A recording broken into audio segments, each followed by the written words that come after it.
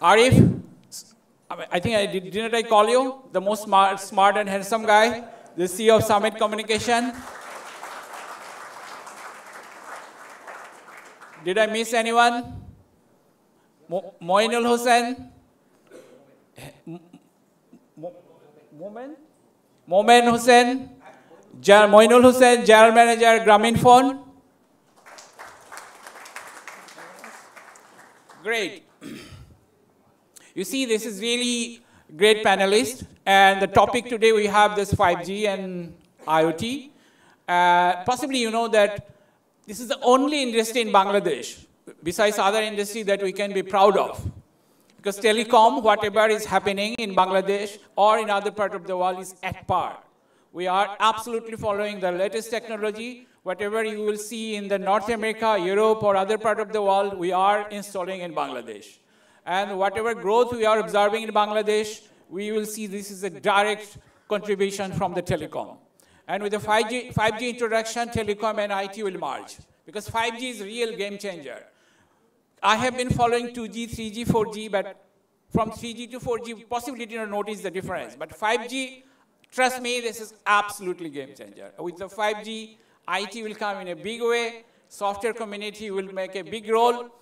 And so we feel this is a very appropriate topic to discuss. This will be an interactive session. We'll listen from our great panelists, but we will also listen the views from the audience. In this regard, I'm requesting the Mushfiqur Rahman, who is the Vice President of BASIS, as well the convener of the Soft Expo 2020. Mushfiq. Thank you, Almaz Bhai. Assalamu alaikum and still good morning to you. Distinguished panelists from the telecom vertical, all the leaders from the telecom vertical for joining us. President Finance of BASIS and also the convener of this event. I'm not sure how many of you have already visited our stall. This is a kind of a mega event, yearly what we just do in every year. This is the 16th event for the BASIS, and the BASIS as an apex body of IT association. We have tried to accumulate 360-degree of IT solutions to be showcasing in this Soft Expo by our more than 300 companies, so that all over also the students, they are aware of our capacity. Because according to the vision of the government, Honorable Prime Minister and Honorable Export in terms of software and ITS services, again the local market is $1.3 billion. So the target from the government is 5 billion in terms of software, ITSs, and hardware products also, altogether by 2023. And also, right this moment, more than 1 million HR has been involved in this IT and ITS industry. And the target is 2 million by 2023. It's a daunting task for us. But together, we need to achieve it. And how we can achieve it, and why we have tried to invite all of the stakeholders, just like telco also. Because with the advent of Industrial 4th Revolution, which is it's not a buzzword. Okay, it's not a buzzword, it's a reality now. So many scary stories are coming up regarding the job cut in almost every business and the industry, just like from the financial to manufacturing, from the retail and everywhere. Being a population of 160 million in Bangladesh, one of our main target, how we can make sure that these educated people are employable for our economic growth. Now, if the 5G, I'm sure by 2020, I believe that talking to Mustafa Zabbar and other stakeholders, if this 5G license is launched in 2020, there will be a revolution in Bangladesh in terms of bandwidth is concerned. And the telecom, whatever the frequency you say, that quality you say that. But the 5G, we think that we need to work with the telco company and our basis member companies hand to hand. Because the applications will explode. Different type of application, maybe citizen application, maybe business to business applications, maybe business to customer applications. And how we can take the leverage so that our local companies can work together with your telco companies. In that perspective, we would humbly request you, the panelists, and also the distinguished audience. It's really overwhelming. We are unable to give you the space. I'm trying how we can accommodate. That a lot of inputs will be coming up. And please try to accommodate those inputs so that from our basis perspective, what is our job? To ensure that we do advocacy for our advocacy. We work with different ministries so that whatever the recommendations comes from this seminar, we can pursue along with you. I wish all the best for this seminar, and thanks again for coming to Soft Expo 2020. Thank you so much.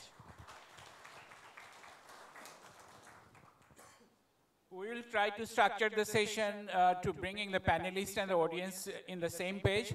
For that purpose, I will request Salam. We will run through a presentation. Afterwards, Mr. Jun from Huawei will also give us a presentation so that we will understand what is 5G, what are the opportunities for software communities, so that when we will have the discussion, you can interact properly. That's the intention, and I'm sure it will serve the purpose. Salam. Assalamu alaikum and a very good morning. Thank you, Khaled, for arranging this. I think it will be super good for all of us to know, understand, interact, and know the challenges. And we have BTRC Commissioner also present here. So maybe together we will be able to address those challenges. I think I need to in English. I see some foreign friends, so maybe in English. The slides will come.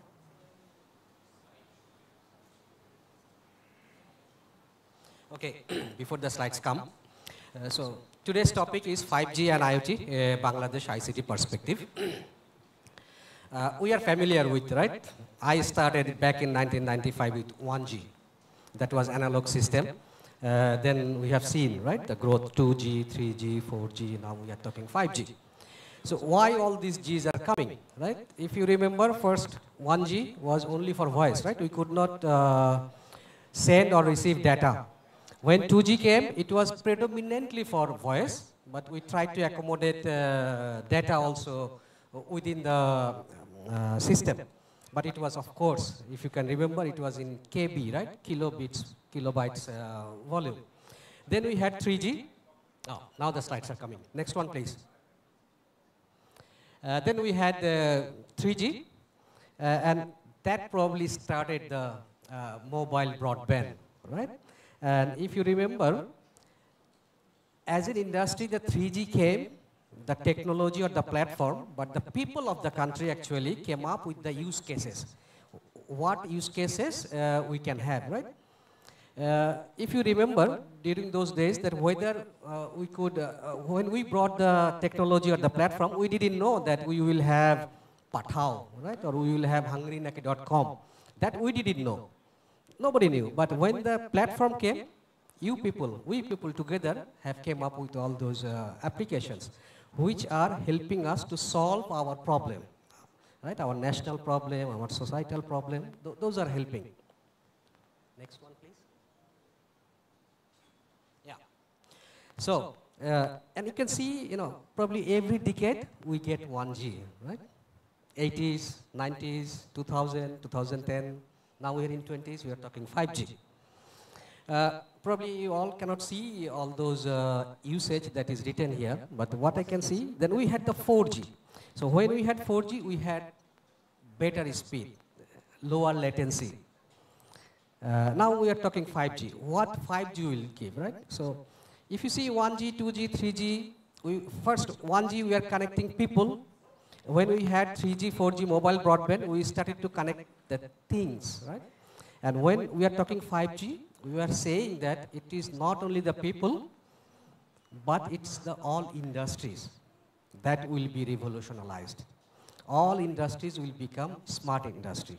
I will show you some live example, couple of those from 5G and IoT. The next one, please. What 5G will give that 4G cannot give? Right? Very high level. In 4G, we are talking about tens of Mbps, right? 10, 20, 30s Mbps that we use today, right? We are saying latency around tens of millisecond, right? 30, 40 millisecond. We are saying X dollar cost per gigabyte. Say 1 gigabyte is $1, for example. And how many devices can be connected simultaneously? For example, in this room, we have, say, 200 people now, right? And I'm sure if you try to browse your phone, you will see the speed is low, right? Because so many people are accessing the service at the same time. Think about that within these premises, we have thousands of devices, thousands of machineries connected in IoT. How many we could connect in 4G? Say this is number Y. So in 5G, what will happen? We will get hundreds of Mbps. We will get ones of millisecond of delay, so meaning single digit. The cost per gigabyte, so meaning producing the bytes, it will be 1/10 of 4G. And device density will be 100 times more compared to 4G. These are on high level that 5G will give that 4G is not giving today. So now as a user, what we will get? Of course, higher speed, we understand. Lower latency, we understand, okay, it will be, if I make ping, it will respond quickly. But as an industry, how can I sell these things? How can I use these technological aspects to our benefit, right? So if a low latency system is there, first is how our friends, they will be able to sell this low latency capability to the users. Of course, everybody will not need low latency. So what 5G will even enable, that 5G will enable to slice the network. Slice means I will be able to divide the network capability according to the service need. For example, if I have a smart factory, maybe in those smart factory production, they will be needing very quick response. So I will dedicate a slice of the network for that factory, and that will not get impacted due to other usage of the rest of the part of the network. So the ecosystem players have to come forward to utilize such kind of capability. Then the business has to happen, right? Cost per gigabyte, it will go down, right? I'm sure everybody of us here, present here, we know that we are consuming more data than yesterday. Last month, the data volume I used, I am using more. So of course it will grow. I will show you on Bangladesh data that we see in our eyes how the data volume is increasing. And the device connectivity. So as it is 100 times more device it can connect compared to 4G. So in a factory, all the components of that factory production system can be connected using IoT. I'm showing here how it is happening across the globe today. So today Ericsson has like 24 live 5G networks across the globe, you can see. And we have 80 commercial 5G contracts. So it is happening today. It is happening today across the globe that you can see. It started probably late 2018. 2019 it happened most of those, and we see it is happening much faster than predicted. I will show you a graph as well for that. And if you see spectrum, the raw material for mobile communication is the spectrum, right? This is a natural resource. Nobody can produce, right? So we have to use it for our industry. 5G as of now, we are talking sub-gigahertz, which is like 600, 700 megahertz band. And you can see which countries are using sub-gigahertz band spectrum. European Union, you can see USA, T-Mobile is there using 600 megahertz. Mid-band, probably the most popular 5G band, 3.4 to 3.8 gigahertz. You can see number of countries have come last 2 years using that 3.5 gigahertz. And the higher band is like 26 gigahertz and 28 gigahertz.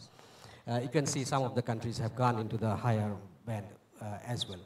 So what is the benefit of going into higher band? Maybe you can follow.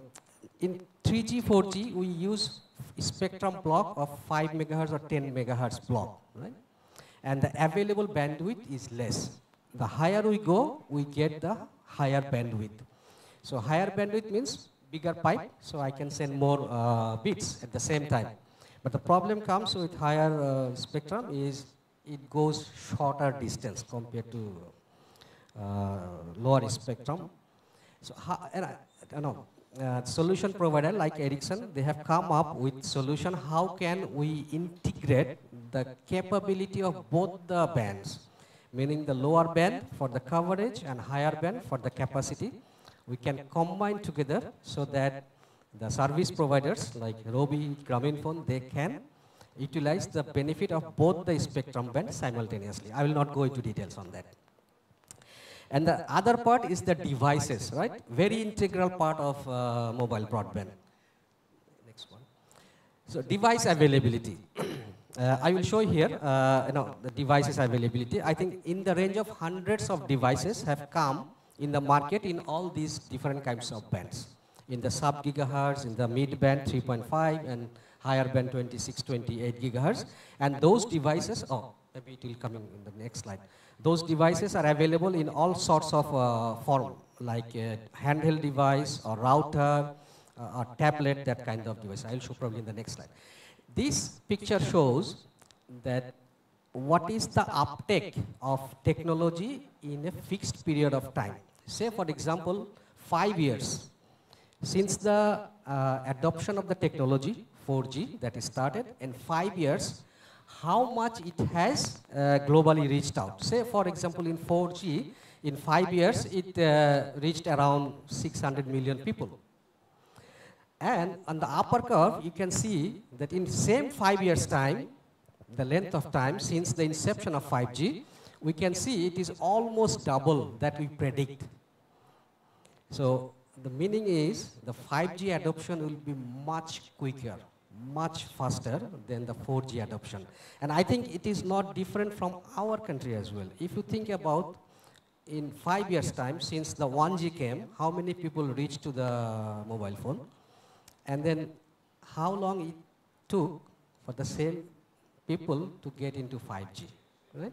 So meaning that the newer technology, people in general, and it's nothing different in our country also, that people adopt the technology much faster than before. So basically we say that, the changes will never be slow again like this.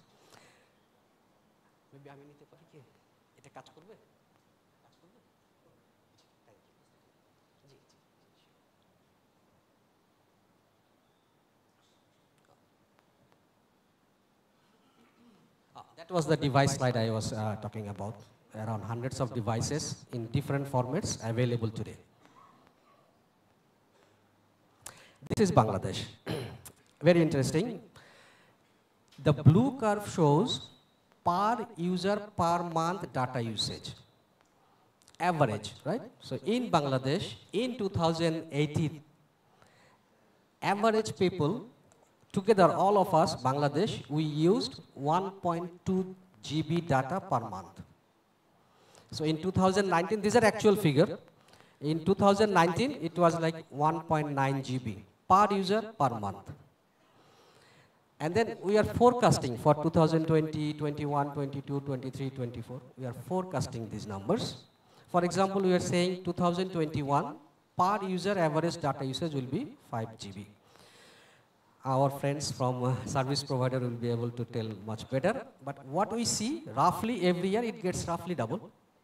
I give you some data point.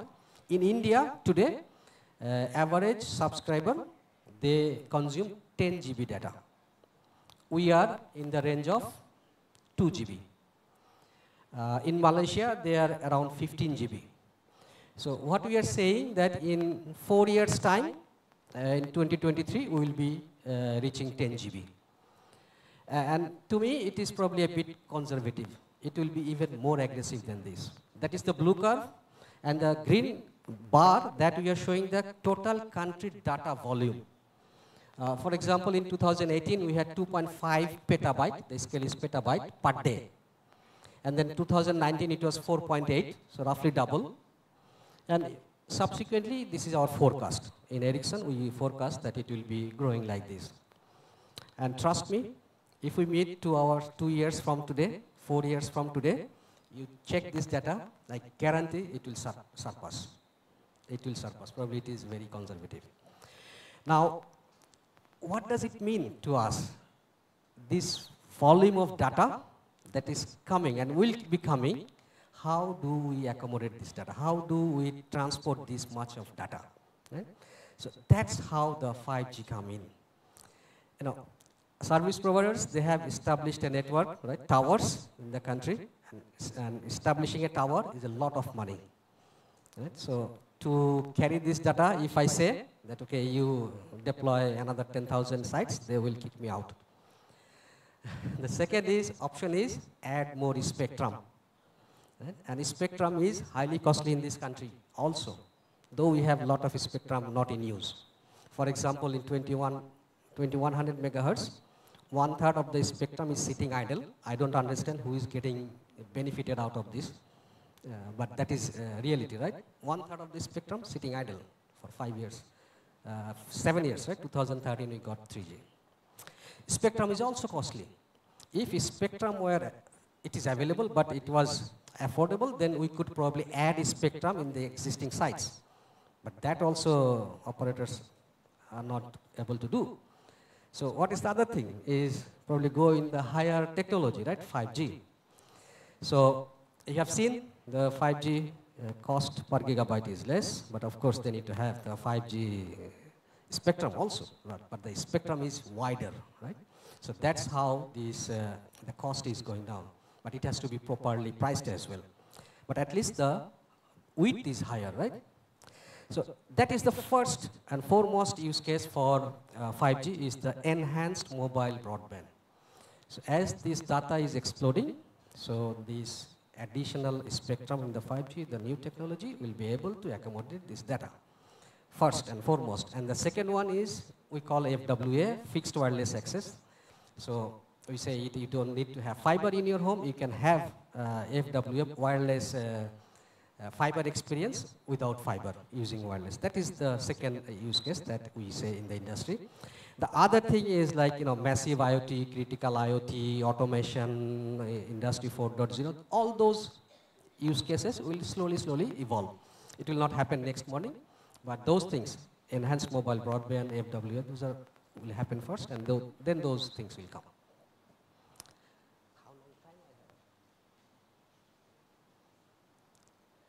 This is one example from IoT perspective, Industry 4.0. I have shown a lot of probably industries here. You can see ABB, whatnot, like power, pharmaceutical, ICT, many industries. I will give you at least one use case that is a smart manufacturing plant that Ericsson is very humble that we established the first smart factory in the world. It's in China. So what happened in the radio production, in the production line, these high precision screwdrivers, those were made smart using IoT devices. And what it would do that, you know, before it fails, we would be able to know that it is going to fail or it needs lubrication, those kind of information. So using that cost around $180 per screwdriver, high precision screwdriver, and it was paid back in less than 6 months' time. So I mean, you can think that any manufacturing plant or industry have those kind of wear and tear type of parts. Those can easily be integrated into the system using IoT devices, right? In Bangladesh, I always probably say this, is garments factory, our biggest industry in the country. We earn 80%, more than 80% for foreign exchange from garments. Probably we can think of, right? That the massive scale, massive opportunity, right? If we could modernize, something is happening even today, right?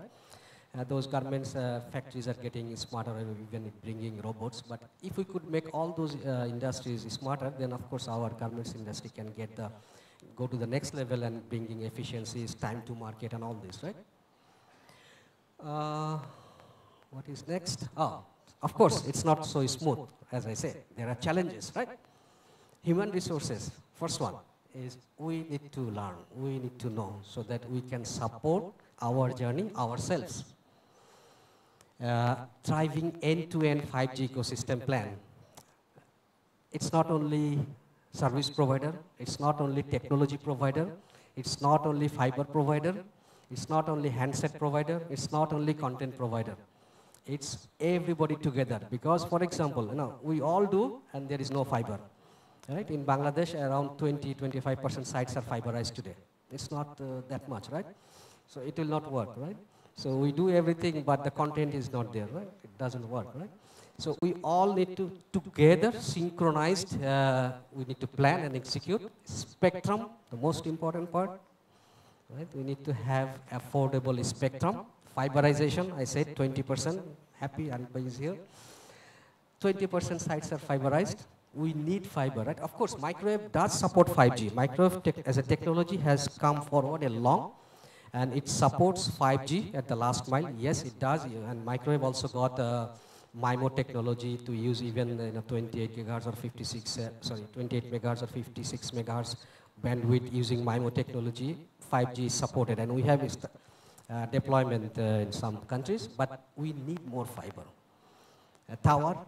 Right? Tower companies, because we have our policies there. So we all need to function together, otherwise it will not happen. So probably summarizing is what is the key takeaway is we need to work together. We have tremendous potential. The growth potential is huge.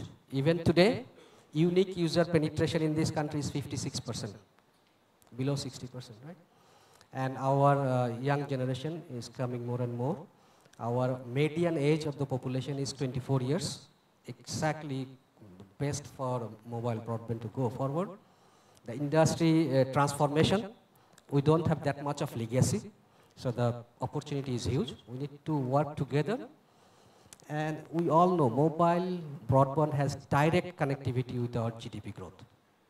So we really need to prioritize this, address those challenges, and move forward together. Thank you for listening.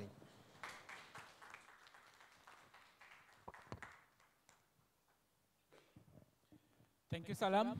What we understand, or we understood, that our technology is all about speed, capacity, and latency. So if I understood Salam correctly, this latency will be almost zero. That means we'll have a fixed line kind of experience with wireless industry. That's a huge thing, I'm sure. So thank you for your exciting information. We'd like to now hear from Huawei point of view from June.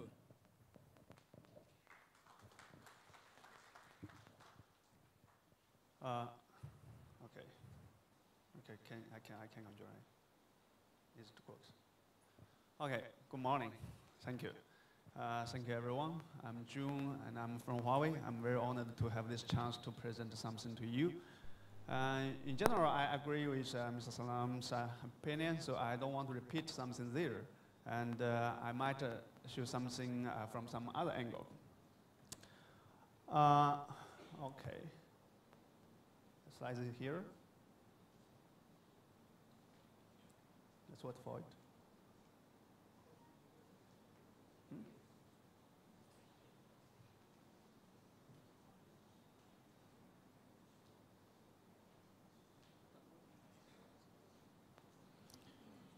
Okay, it's on.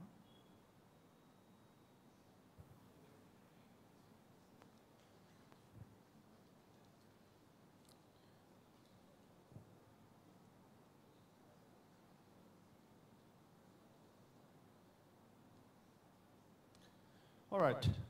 Sorry for the inconvenience.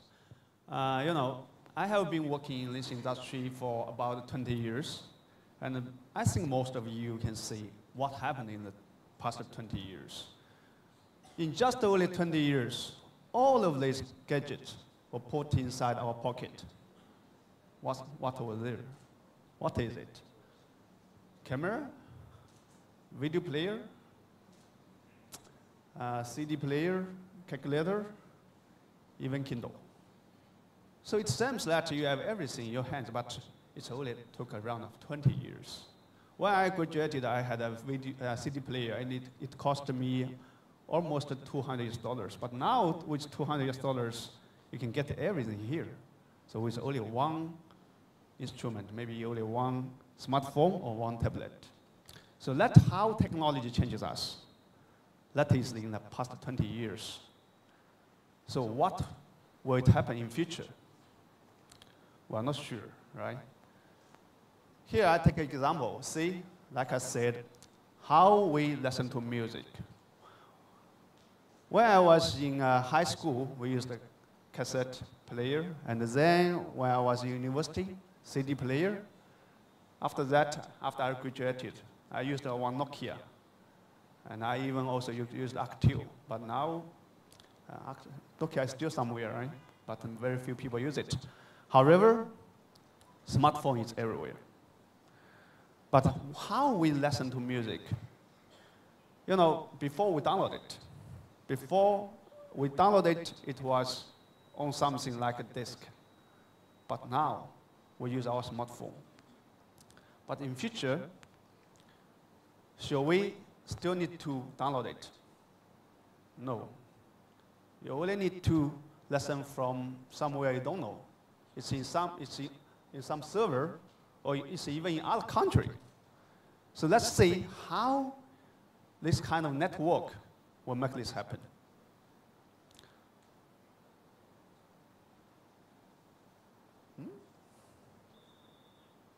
Doesn't work? Okay. So here we try to simplify the network. We classify it as 3 layers. You know, before when we talk about the network, it has a lot of elements. Core network, transmission, radio, whatever. But when we simplify the network, it becomes 3 layers. One is the interface. The second one is the connectivity. And then the third is cloud. So in future, we can say everything will be on the cloud. Then here, it's like a pipe. It's like you pipe water from the interface, like in industry, internet, like IoT, and your smartphone, your tablet, your PC. Then all the traffic goes to the connection, goes to operators, it goes to NTTN. And then on the top, it's cloud. It might be Microsoft, might be Alibaba, might be Amazon, and it also can be Huawei. So this kind of network is there, but you don't feel it. You only have your smartphone, you don't see it. But make this network simplified is very important because low latency is required, and a broadband is required. And Huawei plays a major role here. For this kind of purpose, we separate our business into several groups. The first one is the digital, we call it CBG, Consumer Business Group. We provide smart devices. Wherever you can see, I've noticed that many of you are using Huawei smartphones. Thank you. And then secondly, it's about the connectivity. Connectivity is not only provided from operators, it's also provided by enterprises. So here we provide our solution and we cooperate with not only operators, but also governments and companies. And then the third one is about computing and the cloud. For this kind of purpose, we set up another new business group, cloud business group. So from end to end, we try to serve the society and bring more broadband and high efficiency to this industry. You know, maybe many of you know that Huawei was founded in 1987. We're not that old yet, we was only 33 years old. And here, we already have almost 200,000 employees now, and with 45% of them are working in R&D.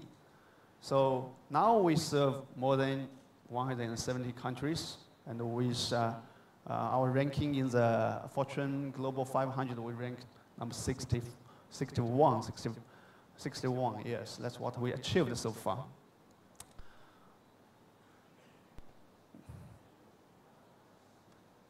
Here, let's see how we worked on the 5G. We started our R&D in 5G since 2009, and we invested more than $4 billion US. So nowadays, our patents is the most among all the suppliers and all the other institutes.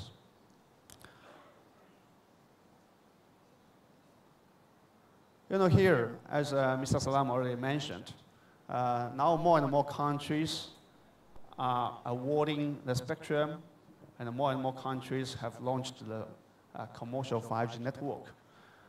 You know, here, according to the report, 2.6 giga and the C-band, which is 3.1, are the most popular spectrums. And around Bangladesh, we notice quite a lot of countries now have the plan to launch 5G networks in this year. So we think it's about the time for Bangladesh to have 5G to be introduced, either 2021 or 2022.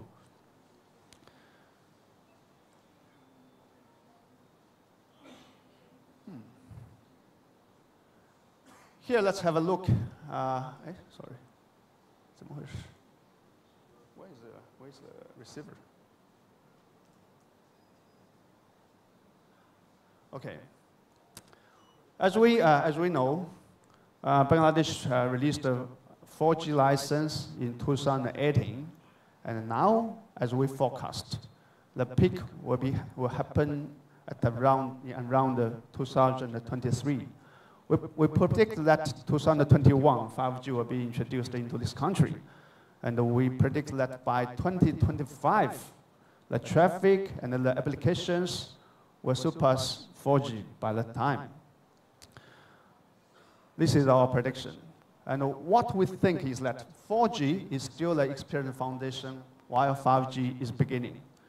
You know, in Bangladesh, now the towers is a bottleneck. We noticed that in Bangladesh, the physical towers maybe around 15,000. Maybe it's about that. But you know how many in China? It's more than 2 million. It's more than 2 million towers. So to ensure a good experience and a high quality perception of subscribers, we need more towers, especially when 5G comes. The bandwidth is even, the spectrum is even higher, as Mr. Salam mentioned. We'll use 3.5 giga. That means the radiation, the coverage is even shorter. Then we need more towers. Before we really go to 5G, we need to get it ready. And even now, actually 4G coverage is not that perfect yet. So we need to hurry up. Otherwise, we can see here, the perception of subscribers in 5G will be a problem because 5G network will provide our users 1 giga per user. But 4G, according to our testing now, 20, 30 mega. So that kind of gap is huge. We hope that with our efforts, this kind of gap will be minimized. From consumer internet to industry internet is the difference between 4G and 5G. You know, 5G will drive a lot of applications in industries. It will change our industry, not only for suppliers, not only for end users, but also for operators. Operators, before it was more about the B2C business, but in 5G, with this kind of capability like low latency and massive connection, it will enable them to have more B2B business. Like in some other countries, and also as Mr. Salam mentioned, like the smart factory, and also like in China, we have smart mining, smart port. Like in Shanghai, the world's almost biggest port. Now, you don't see drivers, you don't see workers there. It's automatic. With 5G capability, it's automatic. And even for the mining, you can remotely control the machine control or drive the car. So it's already there. And especially like this time when we have corona crisis in China, because it's effective. So Huawei provided the 5G medical equipment. So with this kind of capability, the doctors can remotely diagnose the patients because it's low latency and very wide bandwidth. And time to market is overnight. If you lay out fiber, it takes months. But with 5G, you can overnight have this kind of service. Okay, so here we see that the industrial demand is booming. All machines, all the smart devices will be connected. We see the huge potential from industries, and this will change all the society.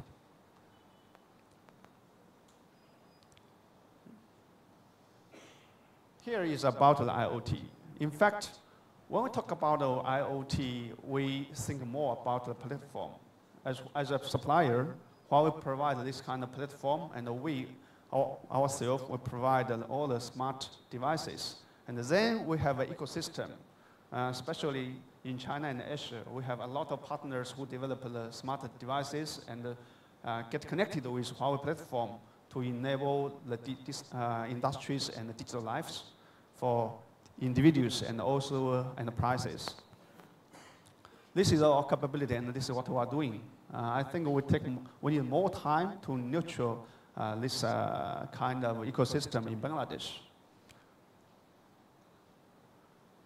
So, what will 5G will bring to us? And actually, we say all things sensing, all things connected, and all things intelligent.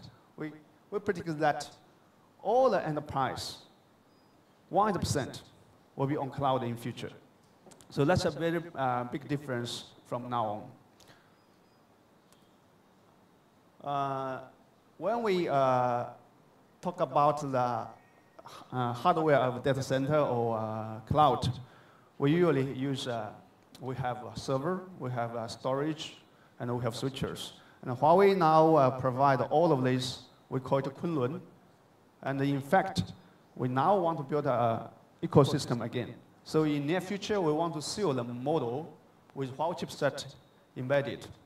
Then we have the partners locally to assemble or design servers and then build up the industry locally. That's our mission. And we hope that in near future, in Bangladesh, we can set up this kind of ecosystem together with our local partners.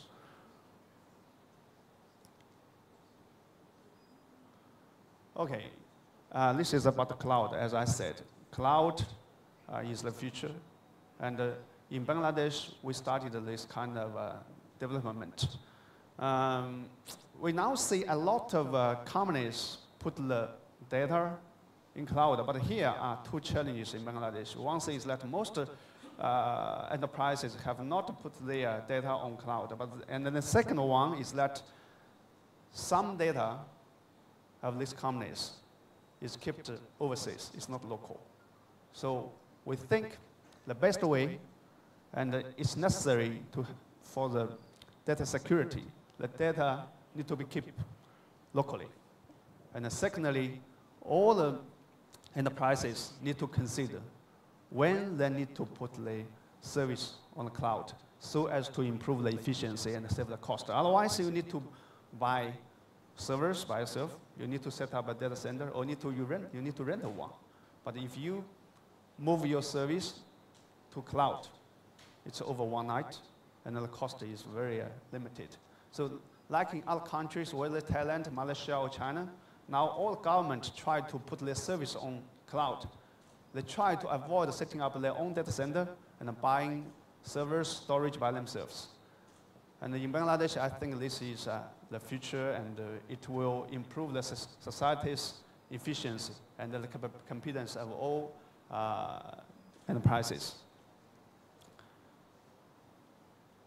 Okay, let's about it. So in general, I want to emphasize that here are three layers. One thing is about the device. And one thing about the device is that 5G phone is available And it's not only available, actually, it's getting very popular.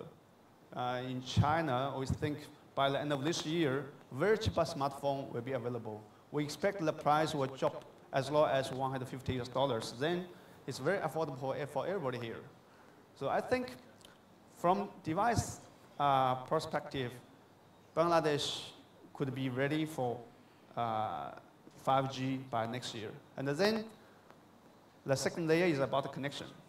When we talk about connection, we suggest that towers, transmission, submarine cable need to be ready before 5G comes, because that takes a long time to deploy. If you don't have this kind of facility, even you deploy 5G, there is no bigger space. So this is the second thing. The third thing is about cloud. So as I mentioned, cloud is the future. I hope that we don't waste so money in buying servers or storage from every company, for every company. So why not move it to cloud and keep the cloud here to improve the perception and to save the cost and for the security reason. So that's what I want to deliver here. Thank you very much.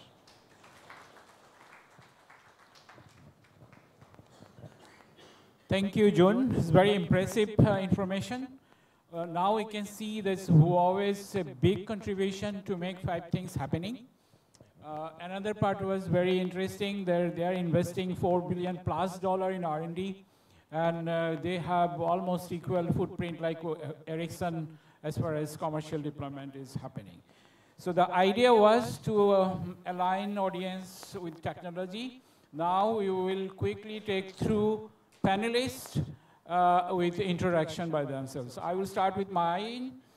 I'm Khalid Shams. I have been in this industry for last 30 years. As I said, I have seen 1G, 2G, 3G, 4G like Salam. And I'm still, I have some other verticals of business, but I still love telecom. I have some engagement in telecom and IT still. So I will start with Arif. If you introduce yourself and you pass the mic. Thank you, Khalid. My name is Arif Al-Islam. I'm Managing Director and CEO Summit Communications. I'm Shamsur Rahman Tutul. I'm working as the Head of Planning in Robi. Assalamu alaikum. I'm Taimur. I'm the Chief Corporate and Regulatory Affairs Officer in Banglalink. Having experience in telecom for the last 26 years, 16 years in vendors, and then in the Grameenphone, and then also Banglalink. So this is where I am now. Okay, again, I'm Jun. So I'm Jun Zhang, so just call me Jun, please. And I'm the CEO of Huawei Bangladesh. You know, Huawei have been in Bangladesh for 21 years. Bangladesh was almost it was the first batch of countries that we try to develop overseas. So we have very deep feeling. We have very deep feelings for this country. And personally, I have been here for 1.5 years, and I feel here people are very nice, and we want to develop the industry together with all of you. Assalamu alaikum. I'm Mohammad Aminul Hassan, Commissioner Spectrum, BTS Industry. Good morning, everyone. Assalamu alaikum. My name is Syed Farouk Ahmed. I have been with Cisco Systems in USA for 23 years. I had many roles. One thing I would like to say that around late 1990, our CEO stated one time that voice should be free. Why people have to pay for voice? So everybody at that time thought that this guy is a crazy guy. They had this telephony technology for 50 years or so. They invested billions of dollars. We used to call them nailers at that time, which is Nortel, Ericsson, Lucent, Alcatel, Siemens. And basically, those companies no longer exist because voice over IP took over. The technology was a huge change event. So saying that, 5G will change everything of our life, the way we work, play, and live. Before Cisco Systems, I worked at IBM for 8 years. And before that, I worked for Northern Telecom or Nortel for 7 years. Recently, I joined Bracknet as the CEO, so I've been here for the last 6 months. Thank you. Thank you. Abdul Salam, Ericsson থেকে. Ericsson is present in Bangladesh more than 23 years. I am with Ericsson 18 years, so it's a long journey. It's a good journey. Good morning and assalamu alaikum. I am Modin Momin, working as General Manager and Head of Core Services Planning and Deployment in Grameenphone. So my total working experience in this industry is around 14 years with a mix of both operator and vendor. Thank you. Besides our accomplished panelists, we have two distinguished guests. May I introduce Mr. A.K. Morshed. He is the former CTO of Robi, Exiata. And we have Binod from Sri Lanka. Please wave hands to audience. He is the CEO of Ericsson in Sri Lanka. So give them a big hand. Thank you for coming. So we will now have this exciting discussion, I hope, and I will start with our Honorable Commissioner, Mr. Aminul Hassan. He is in fact, he will drive our game plan.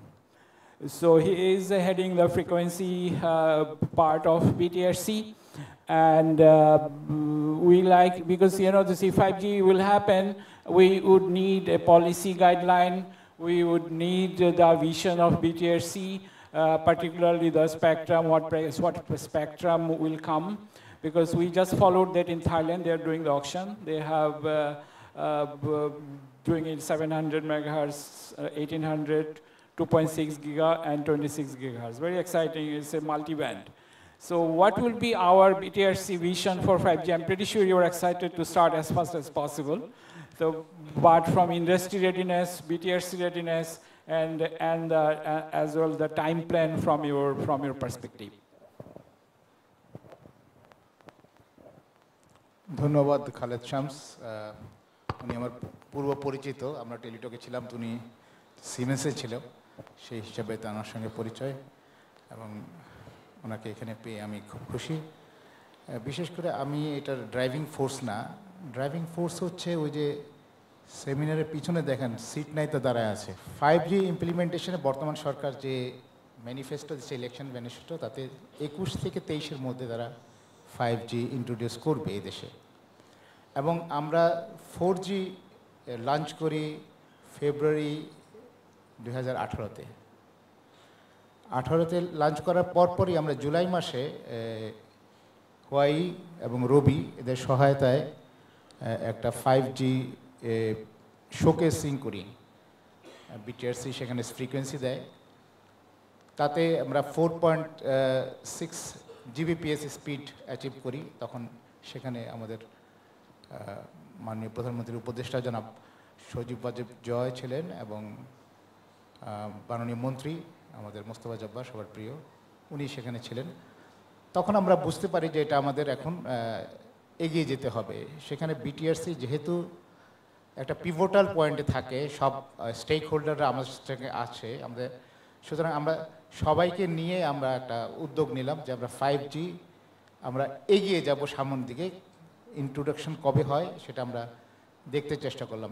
Informal meeting অনেকগুলো করার পরে আমরা formally একটা বড় ধরনের seminar করি 5G সম্পর্কে, এবং গত ডিজিটাল মেলা যারা গিয়েছেন তারা দেখছেন যে অনারেবল অ্যাডভাইজার সে বলছে যে অন্যান্য দেশ যখন 5G করবে আমরা তখন করব। এবং আমরা তখন সাজেস্ট করেছিলাম 2.6 গিগাহার্টসে, তো উনি বলেন যে আরও হায়ার ফ্রিকোয়েন্সিতে নয় কেন, সেখানে আমরা 3.5টাকেও নিয়ে আসছি। সুতরাং এখানে প্রায় 170 মেগাহার্টস দুইটি চাঙ্কে, এবং যে আনসোল্ড ফ্রিকোয়েন্সি আছে আমাদের 30 মেগাহার্টস, এই বিশাল একটা ফ্রিকোয়েন্সিকে আমরা রিলিজ করার চেষ্টা করেছি। বাধাটা কোথায়? বাধাটা হচ্ছে 2.6-এ কিছু বিডব্লিউ অপারেটর আছে, যাদের কিছু অল্প সংখ্যক গ্রাহক আছে। আপনারা জানেন যে বিডব্লিউ অপারেটরের যে গ্রাহক এখন ততটা পপুলার না আর কি, আসলে তাদের গ্রাহক সংখ্যা খুব কমে গেছে, একটা সার্ভাইভ করতে না পেরে চলে গেছে। আরেকজন টিকে আছে এখনও বাজারে, আরেকজনের কোনো সাবস্ক্রাইবার নেই। 3 জনের মধ্যে একজন মাত্র টিকে আছে। তো তাকে আমরা বিভিন্নভাবে আমরা তাকে পারসুয়েট করছি যে তোমার ইউ ক্যানট সার্ভাইভ হেয়ার এবং এই ফ্রিকোয়েন্সিটা আমাদের দরকার। এবং যেটা 3.5-এ আছে সেটা হচ্ছে সেখানে আইএসপি আছে 11 জন আইএসপি আছে, তাদের গ্রাহক সংখ্যা খুব বেশি নয়, 3000-এর মতন হবে। তো তাদেরকে আমরা একদিকে নিয়ে আসতে পারবো, আমরা কারো গলা টিপে চেপে ধরবো তা করব না, আমরা তাদেরকে যে সার্ভাইভ করতে চায় তাকে সার্ভাইভ করব, যে এগিয়ে যেতে চায় তাকে এগিয়ে যেতে দিব। বিটিআরসি আসলে পোস্ট অ্যান্ড টেলিকম ডিভিশনের একটি রেগুলেটরি সংস্থা, আমরা নীতি সহায়তা দিয়ে থাকি, we don't implement anything. Implement করবে আমাদের অপারেটররা যারা আছে, রবি, গ্রামীণ ফোন, বাংলা লিঙ্ক, টেলিটক, এরা ইমপ্লিমেন্ট করবে। এদেরকে নীতি সহায়তা দেওয়া। স্পেকট্রাম জাতীয় সম্পদ, ইট ইজ ভেরি এক্সপেন্সিভ আমাদের থার্ড ওয়ার্ল্ডের জন্য। এটাকে আমরা চেষ্টা করছি বৃহৎ আকারে স্পেকট্রাম রিলিজ করার জন্য। এটার প্রাইস কী হবে আমি বলছি না, we will make it available. আমরা তাদেরকে কনভিন্স করবো যে তোমাদের এই দামে তোমরা কিনতে পারো, তোমরা কেনো। ওরা আমাদের কনভিন্স করবে এই দামে আপনার দেওয়া উচিত, আপনারা দিচ্ছেন না কেন। It is a bargain. আমি রাষ্ট্রীয় সম্পদ, আমি কাস্টোডিয়ান, আমরা কাস্টোডিয়ান, এটার জলের দামে দিতে পারি না, আবার এমন উচ্চ মূল্য করতে পারবো না যাতে জনগণ সেবা না পায়, এরকম এই সিচুয়েশনে যাওয়া যাবে না। সেই জন্য আমরা এবার থেকে আগে থেকেই সবাইকে নিয়েই এমটপের প্রতিনিধি, মানে ওদের মোবাইল ফোন অপারেটর আছে, আইসিটির মানে যারা বিডব্লিউ আছে, আইএসপি আছে, সবার সঙ্গে সারাই আমাদের কমিটিতে আছে। একাডেমিক্স বুয়েট আছে আমাদের কমিটিতে। আমরা সবাই বসে এটার প্রাইসিংটা কী হবে ঠিক করব, কোন কোন জায়গায় দিচ্ছি সেটা ঠিক করব, কখন রিলিজ হবে সেটা ঠিক করব। আমরা রিলিজ করছি আমাদের ফার্স্ট কোয়ার্টার আমরা গাইডলাইনটা তৈরি করে ফেলবো 2020-2020-তে এই বছর। আমরা সেকেন্ড কোয়ার্টারে যে সমস্ত আইএসপি এবং বিডব্লিউ আছে তাদের ফ্রিকোয়েন্সি তাদেরকে সরিয়ে আনার চেষ্টা করব, যাদের ব্যবহার নেই তাদেরকে আমরা ফ্রিকোয়েন্সিটাকে উইথড্র করব। এবং থার্ড কোয়ার্টারে আমরা স্পেকট্রামের প্রাইসিংটা ঠিক করব, এবং ফোর্থ কোয়ার্টারে আমরা অকশনে যাব। এটা হচ্ছে আমাদের মোটা দাগে আমাদের প্ল্যানটা এরকম। আর আমরা 2021-এর শুরুতে 5G শুরু করতে চাই। এখন আমাদের সমস্ত পরিবেশ পরিস্থিতি আমরা সেই দিকে নেওয়ার চেষ্টা করছি। আমাদের সরকার আমাদের সহায়তা দিচ্ছেন, আমাদের কোনো জায়গায় ঠেকে গেলে আমাদেরকে বলছেন যে কী করতে হবে। আমরা সবার সঙ্গে যোগাযোগ রেখেই কাজটা করতে চাই যাতে এটা সুষ্ঠুভাবে ইমপ্লিমেন্টেশন হয়। Thank you Amir Hassan bhai. So what we see that 5G will require a lot of new sites, and if I take from the June point of view, that introduction of 5G will require a kind of advanced planning from both regulator side, from operator side, vendor community. And also Salam said the fiber connectivity of the site is only 20%, am I right? So there are a lot need to be done, and the NTTN operator specifically, Samit, and we have a few more, will play a big role. I don't know whether you guys are understanding the volume of activities or responsibility is coming to you guys, that how to connect, because we have, first of all, June said, we don't have many sites.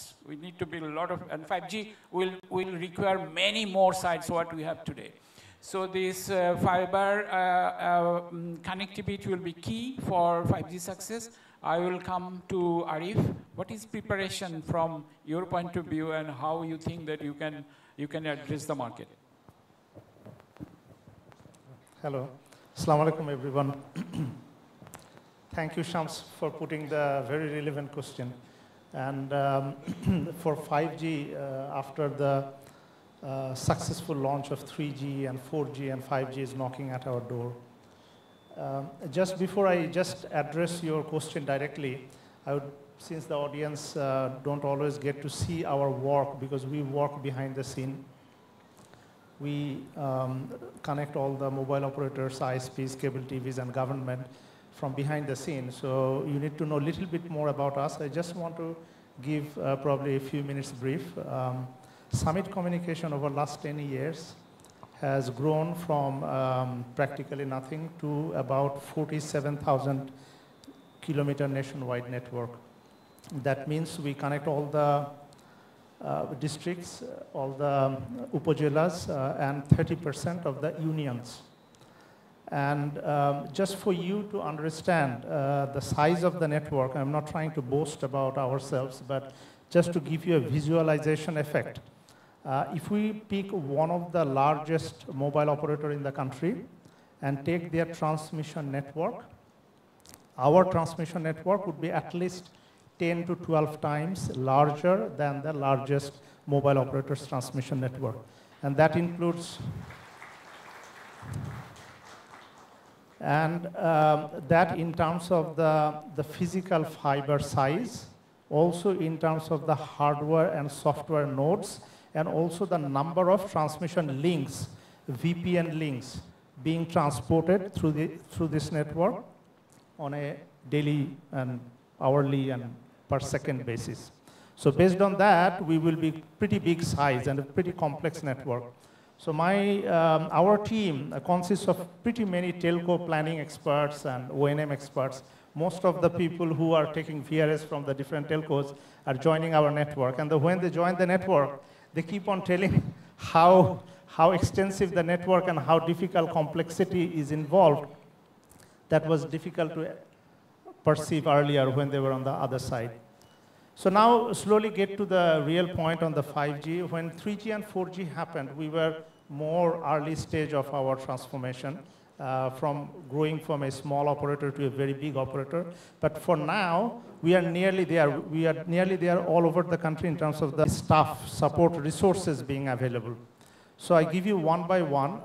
In terms of the fiber availability, what we talked that 20% currently connected. Honestly speaking, we can connect many more. If we get like, naturally you said rightly that there is a lead time involved. The fibers need to be imported and the routers and the physical laying of the fiber takes certain time.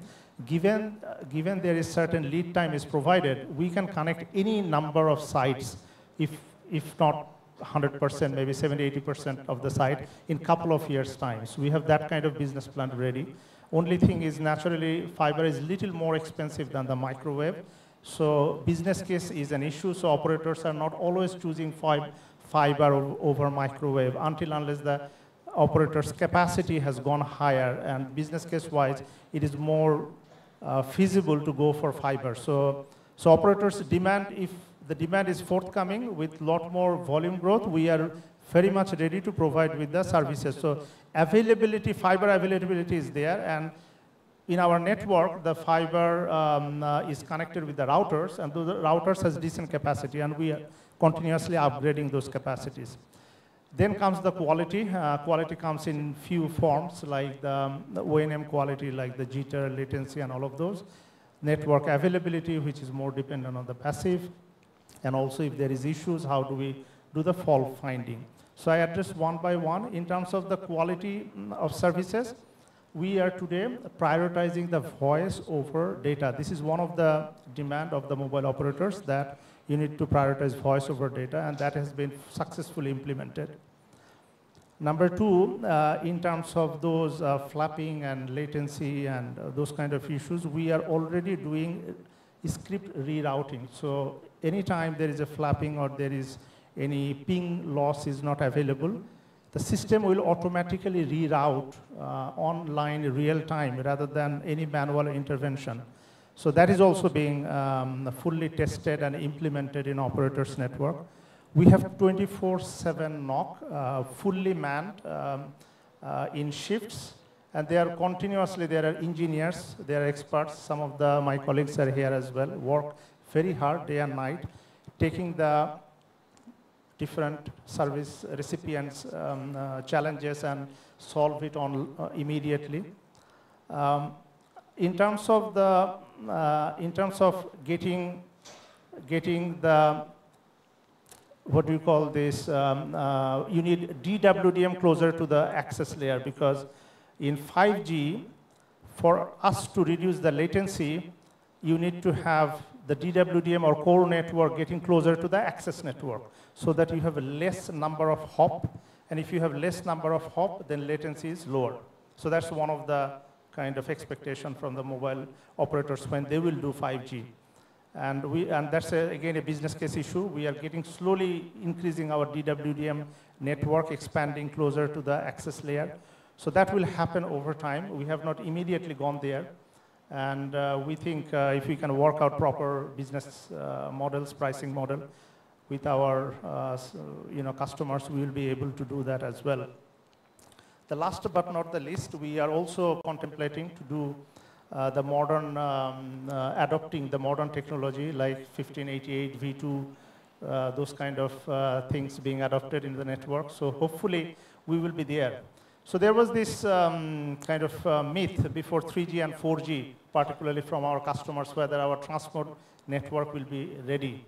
So when 3G orders came and the 4G order came, today we have about over 4,000 mobile operators base stations dependent on us. And we are mostly meeting the SLAs, both in network availability parameter as well as quality parameters. But it's a teamwork. Our customers and we need to work hand in hand every day. And for future development, we need to continue to optimize the both end. So we have been doing that, and that has been slowly giving lot of improvement. So hopefully we will be there, and we are pretty confident. Thank you. Thanks, Arif. I have specific questions about quality, but I will come back to you in later stage. We have Taimur here. He has been following, I think he's one of the oldest in the regulatory environment work. So I like to hear from you, Taimur. Do you think this current regulatory environment is kind of suitable for 5G launch in the country? I think the commissioner is just beside me, so I don't want to... Feel free. I'm sure he is with you. No, I think before we go to 5G, I think I just want to point out some numbers, right? So basically, in 2013, we launched 3G. In 2018, mid, we started 4G, right? And what do we have right now in terms of handset penetration? Because that's the most important thing. As of now, we have got only 40% of users having a smartphone. Out of that, 30% are handsets with 4G enabled, only 30%. And only 15% are using 4G. And we're anticipating to launch 5G within the next 10 months. Well, but that's an issue that we have that, of course, how do we launch 5G when the 4G has not even drawn us money? And some other numbers that I would also like you to understand. Like, yes, GSMA, what they had mentioned in last NWC is that, from 2019 to 2025, data growth will be 400%, but if we stay as is, the operators, our revenue growth will be 1%. So that's the challenge that as operators we have. Coming back to Bangladesh, right? We actually grow data of 400% since 2018.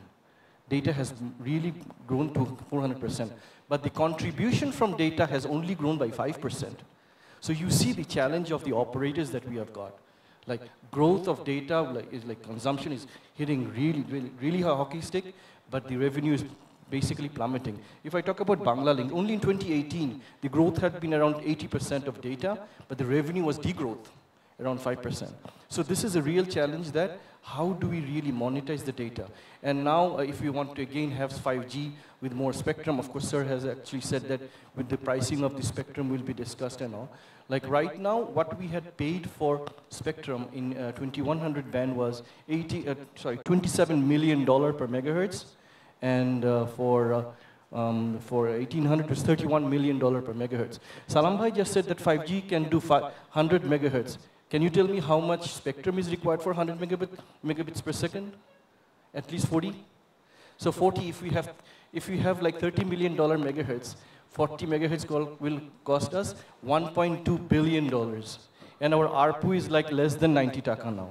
So does it make sense economically to really have 5G now if the spectrum price remains as is? So I would say like for 5G, of course, we would be interested for 5G, but again, the handset availability is one big query. 4G is still not there, so 5G, what will it be? Again, I feel that 5G will really be niche.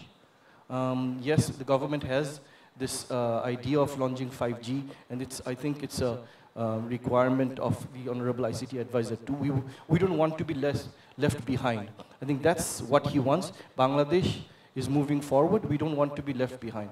But of course, if we now come to the regulatory requirements, I guess huge change is required, huge change. Because right now, if we see the telecom regulations is different from the ICT regulations, which is pretty weird because telecom regulations is pretty old. It's more than 10 years back, whereas the ICT has moved forward. The telecom policy has been implemented, but we don't see the telecom regulations reflecting to the telecom policy. I think these are the change that I think we all have to work together. I think Sir also knows we are actually also working with the ministry, but it's very slow. Now, if we really want to implement 5G, within what Sir said is within months, I think we really have to work all together into implementing this and revising the existing regulations because it doesn't make sense and it will not work. On top of that, 5G is not another fast technology. It's a creation of an ecosystem. We have to work much more with those other industries, health, for example, commerce, for example, finance. Everywhere we really have to work together. And right now, you see what I just mentioned, ICT is different from telecom, which is so strange. And what about we have to now have all these vertical policies integrated with health, finance, commerce. So if that doesn't happen, 5G, I don't think, even if you want to implement it, it'll be a success. So again, if I say 5G, some niche, maybe in some medicals, some hotspots, but right now, full-fledged 5G within a couple of years, I don't see that happening. But again, we all have to work together to ensure that 5G becomes successful. I didn't want to throw cold water here, but this is the reality, right? Thank you, Taimur. I see your concern and affordability from operator perspective. If you recall that who was talking about, Salam was talking about, we have average monthly users 2 GB per user. That is in India is 10 gig, almost 5 times. So if we can see as from industry and industry point of view how we can encourage or how we can facilitate or enable users to use more data, possibly it will make sense for. And in that perspective, 5G possibly would be a great enabler to make things much easier for everyone. So I will now move to a little bit more technical, and we have this, our big brother from Cisco. Whenever we talk or 5G, there is always a concern about security. And this is I would not say buzzword, but there are concerns everywhere because everything will be connected. Everything, whatever you do, whatever, all devices, all people is connected. So there is a visibility. From that perspective, there is a concern of security from national point of view, public point of view, even personal point of view. So Farooq Bhai, if you take us through that how this concern can be mitigated and how this 5G, I'm asking 2 questions to you, because I like you, that how 5G will help this IT community, software developer community to get benefit out of it. Thank you, Khaled Bhai. So let me talk about 5G, how this can help our development community as well as our ecosystems. So as you know, 5G will be the game changer. When we are talking about 5G, the main difference between 5G and 4G, I would say 3 of them. Higher and much broader bandwidth on 5G, then higher QoS or quality of service, and huge connectivity of connected devices. So if you look at the 4G area, the way of streaming is go through cell towers. With 5G, it's going to be small cells all around. So for 4G cell towers, you will see probably 200 to 400 users per cell towers. With 5G, you will have almost 100 times a larger capacity than the 4G.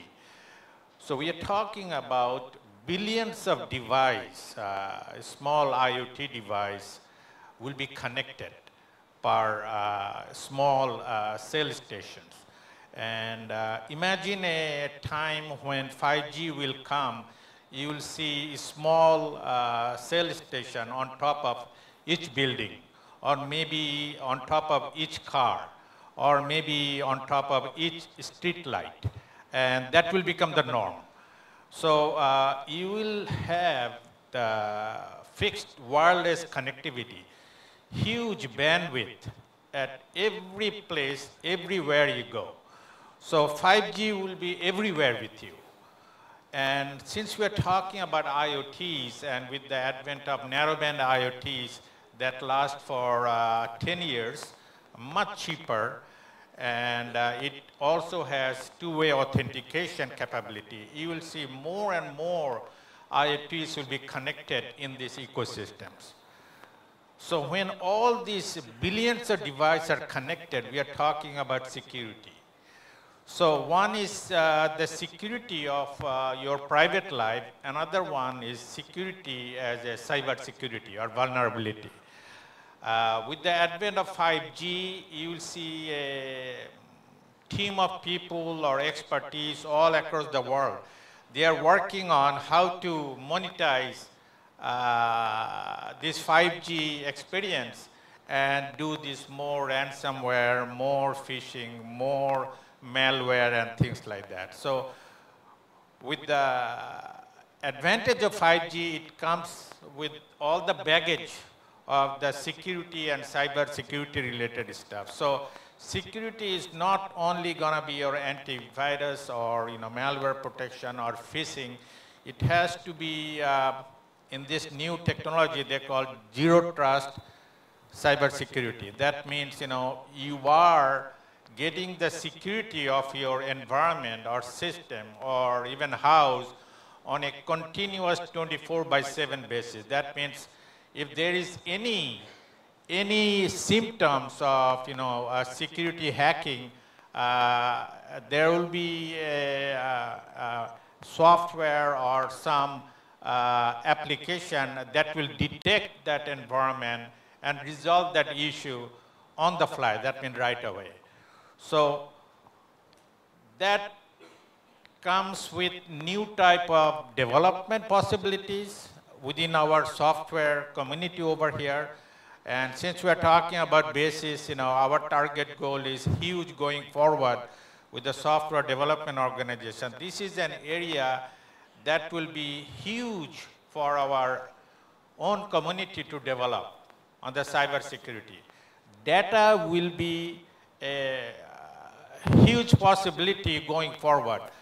Even now, everybody's looking data is the key source of development. We are talking about machine learning, artificial intelligence. There is again a huge possibility within our community to develop traffic management, cyber security related software and so forth. With 5G, when 5G will really come along, we will see more and more automation and robotics will take in place.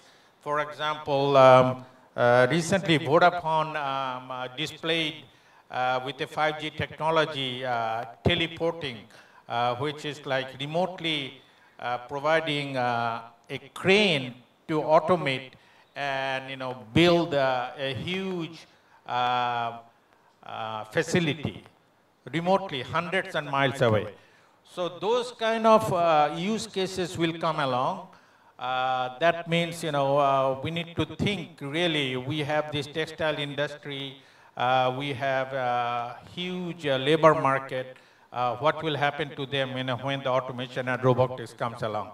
So we need to provide more vocational training to our local force, as well as develop an ecosystem where more and more 5G related use cases can be developed. Software development, artificial intelligence, machine learning, a lot of things that comes along with that. And that requires lots of training starting from now, vocational training. I know at the university level, we provide more on the syllabus, but pure technical training is a must for our local people and the job market in Bangladesh. But security-wise, I would say that everybody needs to be vigilant and because with all the IoTs and botnets and more way, the hackers will try to come along and try to manipulate the environment.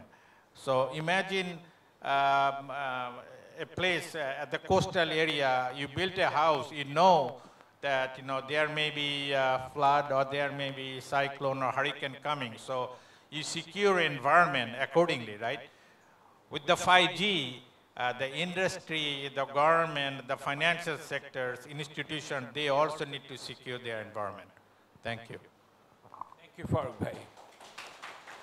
So we heard from our regulator, from vendors, and also the backbone provider. I think it's the most important part we'd like to know from our real guys, the operators. So we have Saeed with us, and he is very expert in technical planning. So we like to know from you, from operator perspective, what is your plan? What is the challenges you will see? How much bandwidth you will require to make these things successful? So Tutul, so it's all up to you now. Please make a convincing story that 5G can happen. I will try, though we are really struggling, to make it, business viable. So, you were mentioning, Khalid bhai, that we are the real men, but I don't think we are the only real men. I think everybody here is the real man. So that's the first thing. But I will take the opportunity to talk on behalf of mobile industry. From the sense that I got the opportunity to work in all of the three private mobile operators as their planning head, and I was heavily engaged in their strategy making also. So if I start with our preparation, I think the first and foremost element about 5G will be spectrum, once again. And Commissioning Sir was sharing the roadmap, BTRC's thinking about formulating spectrum for 5G. And I would like to appreciate BTRC's movement this time, because from the very first day, they have engaged almost all of the stakeholders, the vendor, the mobile operator. So this is a good sign this time. And I will take a bit intensive technical discussion regarding spectrum. Commissioner Sir was talking about, initially we thought 2.6 giga could be a suitable option for 5G to launch. And now we are also thinking about 3.5G. You all know this 3.5G belongs to C-band in 5G terminology. And this is getting more and more popular worldwide. But whenever we are thinking about the global reference, I think this is also important to bring the local aspect in spectrum formulation.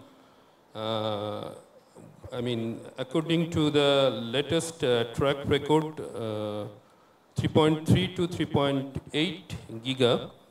This is according to the band plan. This is called N78. But once again, so this is getting more and more popular. And in Asian country, the regulator has the tendency to allocate 3.4 to 3.6. This 200 megahertz for 5G to start with. Why we are different from the majority of the world reference in terms of spectrum positioning? I think the most important part is this relatively underdeveloped 4G. And as Taimur bhai was telling, is less than 20% 4G subscription right at this moment in Bangladesh. Though worldwide 4G is pretty close to 3G subscription in terms of penetration. And I was just checking in South Asian country, this is close to 1/3, somewhere 33% subscription from 4G.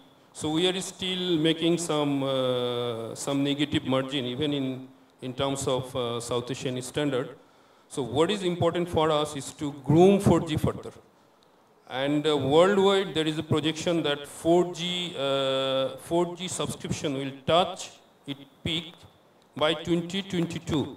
This is for the worldwide reference, but for us, we are considering 4G will probably touch peak maybe somewhere 24 or 25 like this. This means that we have to foster 4G. That's why we are proposing some spectrum to the regulator body, which could support both 4G and 5G at the same time. And that's why 2.6 giga was one of the potential candidate in terms of formulating 4G spectrum. You take to note that 3.5G or 7 is only applicable for 5G, not for 4G. So it's a hypothetical case, like if you have got some spectrum which could support only 5G, wherever we have to support the traffic growth of 4G, and we don't have a spectrum in hand for 4G, then this will be a challenging situation for mobile operator. So this is the first thing. In terms of infrastructure, I should say heavily focused and challenging part is the transport. And Arif was trying to give us some comfort in terms of fiber. But we are still see developing a robust and reliable transport network for 5G evolution within 1 hour time period would be really a tough challenge for local industry, really tough challenge. And whenever we are talking about this latency, I think transport network will contribute a big time in terms of managing latency, which is Salam Bhai was trying to say should be less than 5 milliseconds. And this means that in transport layer, the latency should be somewhere in microseconds, so that the end-to-shell candidate for I should say is all about the 5G is being evolved. So subscriber will be benefited and how for the comparison. Virtual reality, GBPS, the beginning. Yes. One is this ultra reliable low latency communication, which will be used basically this smart factory together, because if there is not enough visible use case for 5G, then making a huge investment and to convince investor. There are three cornerstones. Already it has been shared by Tutul Bhai and Taimur Bhai. The first thing is the enhanced MBB, which is the enhanced mobile broadband, then the URLCC, which is the ultra low latency and the reliability, and the massive machine type communications. So first of all, if we compare with the version, so we will have more bandwidth, so we can communicate first. But if we look into the other parts of the 5G, which is basically a complementary of the industrial 4.0 evolution, and also part of the immersive usage of customers, which currently is not in place. For example, Tutul Bhai already mentioned about the AR and VR, which is augmented reality and the virtual reality. And in coming days, there will be more use cases which will be significantly different than how we currently use or how we behave. And in high terms, we can divide it into few of the elements, like we can call some of the segments as critical IoT or massive IoT or broadband IoT. If we club in this way, what we see is actually the difference is basically in terms of what is the behavior record from network. So some of the use cases needs ultra low latency, but probably not that much speed. But some of the network needs very high speed, at the same time ultra low latency. And in some of the cases, none of them, but the numbers would be very high. So it means that the types of services will be changing significantly. So now to support these things, definitely 5G is the first thing which probably has been built, considering this that not only human beings, but also the machines will be part of the ecosystem. So definitely 5G is there. Now the point is how IoT and 5G really complements each other. So first thing is that what is IoT? IoT is definitely an application on a physical device. If you put a software, that becomes IoT, which can communicate and bring connectivity and whatever information we require to serve the purpose. So now when we talk about this Industry 4.0 and all those use cases, it means that in many of the way we will need lots of tons of sensors and all these things which will be communicating with each other in different way. And definitely 4G, 3G, not ready for this one. It's only 5G which can actually handle this, all this pressure in terms of the overall bandwidth requirement, in terms of the latency requirement, and also some of you may have heard that the 5G is called basically a service-based architecture in terms of core network or in terms of transport network. So it has been built and developed in such a way that from the very beginning it can be architected in some way that the network slices, Salam was mentioned, the different slices can be produced. And the intention behind these slices are definitely to support different kind of use cases for different purposes. Now, what is our stand in terms of Grameenphone? I will not go into the business cases because I already mentioned many of the things, but rather if you look into the future things that what we are thinking. So first of all, when we think about 5G, usually when we talk about 2G, 3G, 4G or 5G, it's mostly about the radio network because that is the access technology that gets changed. But with 5G, basically, we need a lot of adaptation in the back end, and which means both core network and transport network. So Jung was mentioning that one of the very important part was the transformation to the cloud. So this is something actually we are looking, started back 2 years back, that we are trying to move everything on cloud, but definitely it's on private cloud because there are certain regulations. We can keep everything within our country boundary. So we are working on that. So that is one of the enablement in the back end we are working with. Another thing in terms of transport network, I believe that for 5G, definitely there will be use cases where we will need definite preparation in terms of transport network. So that is will be something we have to work together as a whole industry. And another point in terms of IoT, in Grameenphone, you probably know that we have launched our NB IoT, and we are the first one to be enlisted in GSMA, in the mobile NB IoT coverage map. So, and at the same time, we are actually trying to build a community. Now, IoT is basically will be a crowdsourcing, you can consider this one, and create an open community where people can come and join and create developments whenever required. So we have like Start IoT, Open IoT, and Developers Forum. This kind of initiative we have already taken, and we are working, but it is in the it's currently in the basic level. It's developing. Definitely, it's a long way to go. So we are trying to work on that. So in future, probably when the market is ready for 5G and also for the IoT, all these use cases, we can work together and develop the right network and the right ecosystem that we need to support all these things. So that's all. Thank you. Mainul. After Grameen, I think it's time to come back to Taimur again. Taimur, we have been watching this industry for quite some time, and we notice Grameen is way ahead of other two. Having said that, what are the challenges to catching up like Grameen? I know it's a very difficult question, but possibly if you shed some light. Yeah, Grameen is also here. And most of us were also in Grameen. No, I think Banglalink, if I talk about Banglalink, I think we started in 2005, 8 years after the others had started. You know, and then we had to catch up, and then also we built our own fiber, whereas Grameen had their own railway fiber done. So, you know, we really wanted to become value for money operator, and that's how I think, you know, I was also in Grameenphone, but in Banglalink, what we are proud of is actually we really played a big part in giving the mobile phones to the poorer people of Bangladesh. I think that's something that we started, and we're pretty proud of it. But of course, now we have to get out and also start how we can monetize. I think that's the challenge. Yes, Grameenphone, you know, they had an advantage.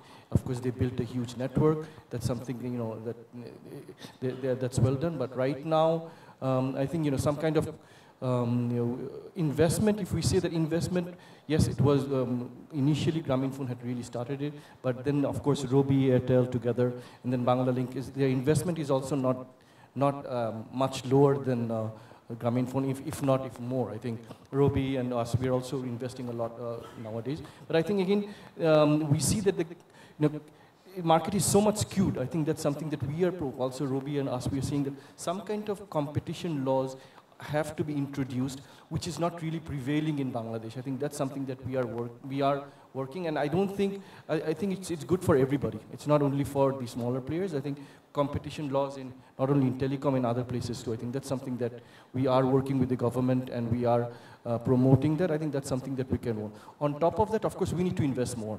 I think the challenge that we have now is that if I talk about Banglalink, we are in a turnaround situation, and we would like to invest more. I think that came from our investors too, because the group chairman and everybody were here last month in Bangladesh, and they see Bangladesh as a very good market.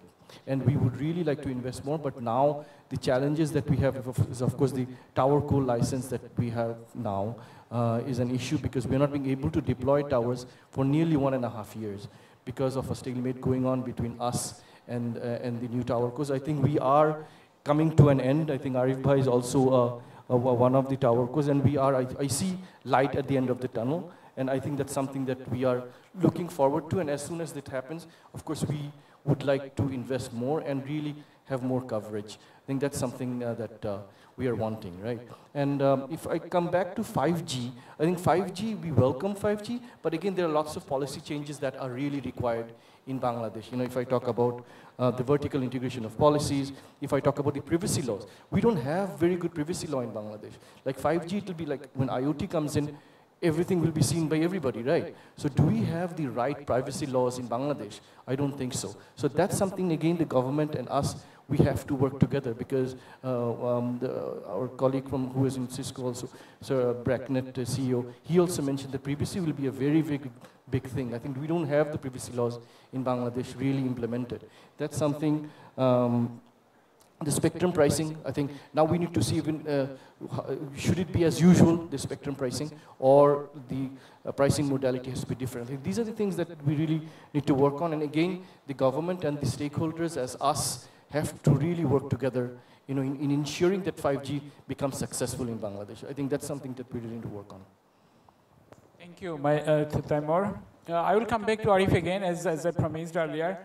That there are two things popped in. Like one is quality of fiber, quality of connectivity.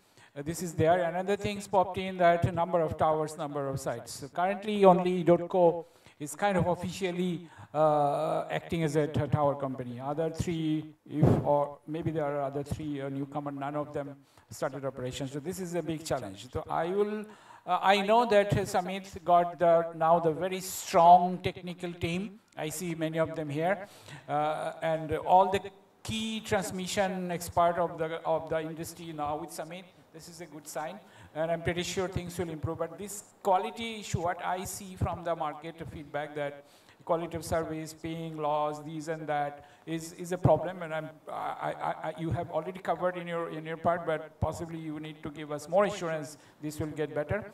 And when do you come with the tower? Thank you, Khalid. Thank you for appreciating our team. Starting again with the fiber first and then tower. I give you some statistics. Like if I say network availability, out of all the roads being now constructed, country is in the explosion of development. All the roads being constructed, expanded, and the poles being shifted. Out of all of these, even these are happening on a daily, hourly basis. If I give you some statistics, that about 4,500 telco, 4,200 telco sites we have connected. 80 to 90% on sites every month have 100% uptime. 80 to 90% of these 4,200 sites every month has 100% uptime. And then remaining 10 to 20% of the sites, majority of these, maybe going up to like 90% of these ones, 20%, 90% of 20%, or 90% of the 10% has 999 uptime. And there is only 2 or 1 or sometimes some month 3% due to some disaster happening in the field. They have below 999 uptime. So network availability uptime, if you see international standard, after all these development happening, still is quite at an international standard level. So, and I've been asking BTRC that if you can please kindly, Sir is here, but this is not in Spectrum department, it's in ENO department. I've been asking BTRC that if you could please set up a process or a committee through BTRC where you have a neutral checking of the quality parameter happening in transmission. Because this talk has been going on for last 3-4 years, and we are always here to serve our customers. But at least what is the uptime, what is the latency, what is the jitter, packet loss, and what is the standard, and how much we are meeting it, and who is meeting it, who is failing it. Those kind of reports should come out by submission of data every month and being submitted from both end or accepted between both end from the operator and the entity and service provider. Every month we reconcile this data, by the way. Every month through the mobile operator's NOC and our NOC team, through email exchange as well as setting the number, there are always some discrepancies. They finalize these numbers because every month there has to be billing. And in the billing there is a LD, liquidated damage conditions. So there is a financial consequence if I am not meeting those SLAs. So I give you one example. I don't want to mention the name for the largest telco. On 36 months, over last 3 years, on month-by-month basis, there is not a single taka LD could be deducted.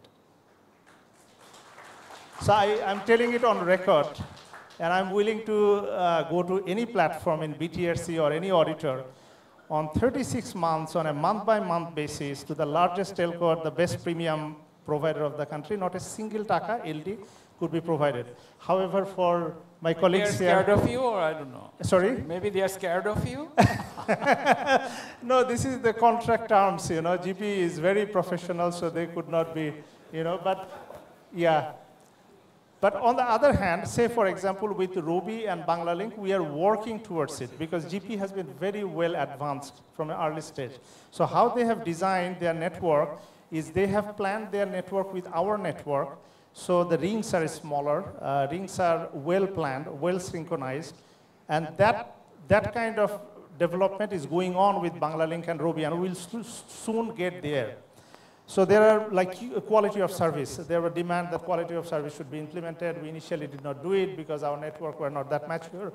But now, over last 1 year, we have implemented quality of service. So these things are coming step by step. Like the other synchronization I was talking about, like the synchronization protocol of 1588 V2, we are thinking of doing it now. So this kind of development will continue to come since you said we have the best of the technology team. So they will take it forward. So we are working on it. We are trying to make it as most robust as possible. Number two, on the tower, this is a bit of a challenge so far. And then a lot of the talks I hear that these new tower companies are holding it hostage, the whole industry is kind of standstill and things like that. But E.co has an advantage out of the 3 other tower companies. E.co has 10,000 towers. We have none. They have been doing business for last about 5+ years. We have just started. So there is a little bit of uneven playing field. We need to survive, and you know, tower industry is more like a real estate industry where you need to heavily invest and then get return over 15-20 years. So in this industry, if you were to invest, there need to be a proper SLA and service level and agreement. This need to be agreed upon. That's where we had the challenge. And we felt that mobile operators really expecting what they should expect. They're expecting that they need to have a better SLA than yesterday because this tower license has been given just now. But the tower industry is quite there till the telco industry is there, you know. So since last 20 years, the tower industry is there, the towers being co-located and the rented and all of those are there. So now the telcos are expecting, mobile operators are expecting that these new tower companies should agree upon a better SLA than what is prevailing in the market. And they should have a little lower cost than what has been prevailing in the market. And this can be applicable for E.co because they have been in the business, but we are just new in the business. So we have been telling that let us take birth. We have not taken birth yet. So we are not even baby, you know. We are just incubating. So if you're asking for a new baby with a better SLA and a lower price, then it will not sustain. So we said that even E.co is taking a position that we should continue as before and slowly reduce over time. So there has been that gap that we are telling that let's continue with the previous SLA and previous price, those kind of modality. the mobile operators naturally expecting a better SLA and lower price. So that's what holding the whole thing up. BTRC has been kind of very supportive at both ends to bridge the gap, and the gap has been minimized. I think we are very at the last end to close this gap. So this will happen over the next few months. I think we will be ready to serve you. Only for Summit, I cannot talk about other tower companies. You know, Summit is a big conglomerate. They have huge investment capacity. So Summit is willing to invest as much as possible. And through our fiber business, we have about 1,300 employees placed all over the country. So, you know, all the districts, all the upajilas, we have people there. So the moment we get orders, we will be able to roll out any number of sites. Thank you. Very good to hear us, Arif. Tutul, we are talking about new technology, and I'm pretty sure technology excites you. Tell us one aspect of 5G that excites you. The name of 5G itself is exciting. I mean, for the professional. I mean, so this is the first thing. But we have got some essence from all of the panel member talking is that 5G is not, in that sense, evolution like 3G to 4G. 4G to 5G is more than that. And so people are not talking anymore evolution, they are talking revolution in terms of 5G. So I'm sure me and like many of our engineering society in the country waiting for 5G. I mean, another issue, if you talk about the excitement of introducing 5G is quite for a long time. You see there is always a conflict in terms of the quality of service we are providing and the quality of service customer is expecting. So there is always gap. The same thing like us and Arif bhai. Okay. So the same thing with us and the subscriber also. So by introducing 5G, we are expecting big time that this gap we should be able to minimize. And if we could get a satisfied customer base, this means a lot for us in terms of business. Thank you. So I will be quick now. Last question to Salam. But I have a few more questions. How do you think that 5G will support developer community, especially IT industry in Bangladesh? Thank you. I will go there. But before that, I want to make one comment on Toimur. And of course, BTRC Commissioner is here. Nowhere in the world, 5G spectrum pricing happened the same way 2G, 3G, 4G. And we cannot be different to any other country, right? Then it will be completely killed. And very simple, spectrum block 3G, 4G is 5 megahertz. Here it is 50 megahertz. Nowhere in the world, I repeat, nowhere in the world it followed the same. So I think we should not even think of that. We should not even pronounce that. That is one. And in connection with that, I will say another thing, the E-band. E-band of for transport is similar to like 5G, right? You have much wider width for microwave transmission, and it cannot follow the same traditional microwave band pricing philosophy as well. And again, same thing with E-band. In all the countries, E-band is differently priced than the legacy microwave band. I think, if you look at, when we brought 3G, 4G, I mentioned, did we know that we have that much of e-commerce, that much of ride sharing or food sharing available, local people here, right? Oh, bhai, or hungry, those things will come and our people will develop those. We didn't know. So we brought the technology, we brought together the platform here, and the people have contributed. So we do not know. In fact, we are saying EMBB and then FWA, smart factories, autonomous car. We are saying this, but probably we do not know what use cases our community will bring. Right? We have talented people, the younger generation, they can think outside boundary, and I am pretty sure they will bring up use cases which we do not know. We are not talking those. So our task is to bring the technology, to give them the platform, and the opportunity is humongous. Of course, like, Farooq Bhai and all these people, the competencies, the vision, these people are bringing at in the country will be guiding the younger generation here. So I think the opportunity is enormous for us only to give the opportunity to them in their hand, and they will create magic. Thank you. Salam. June, from your perspective and Huawei global experiences, and you have been in Bangladesh for quite some time, what are the use cases you think that Bangladesh community should prioritize initially and gradually move in the other use cases? Okay. Actually, first of all, I appreciate what Mr. Salam mentioned. Talking about the use cases of 5G, it's really struggling. We had a lot of discussions about that, not only now about the 5G. You think about 10 years ago when we talked about 4G, we had the same concern. What will 4G can be used? And what, even earlier, when we talked about 3G, same thing. Oh, 2G, we can use it for call already. What could 3G use? So, for example, in China, we had such a kind of debates or discussions 2 years ago. And some people raised their hand and said that, see, if we don't have this kind of ICT infrastructure, could Alibaba come into? Could Tencent come into?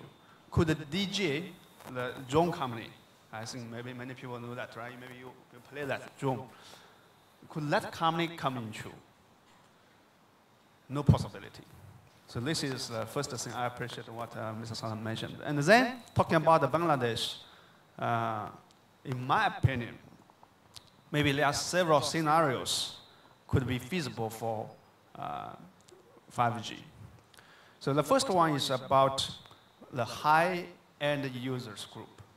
Those people need a better quality of network. They want to enjoy VR, 4K video, whatever. They want this. So in cities like Dhaka, Jiddagan, a group of users, they need this kind of service. So this is the first thing. Second thing is about the rural digital divide. There, like Tutubai mentioned, the EMBB.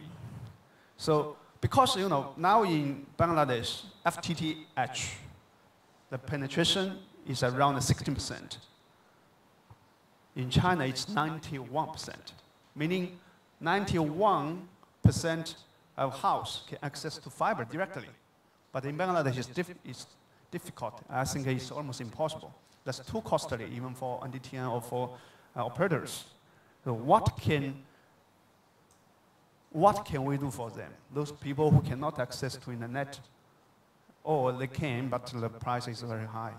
So 5G is an option, because per byte price is dramatically lower compared to 4G or 3G.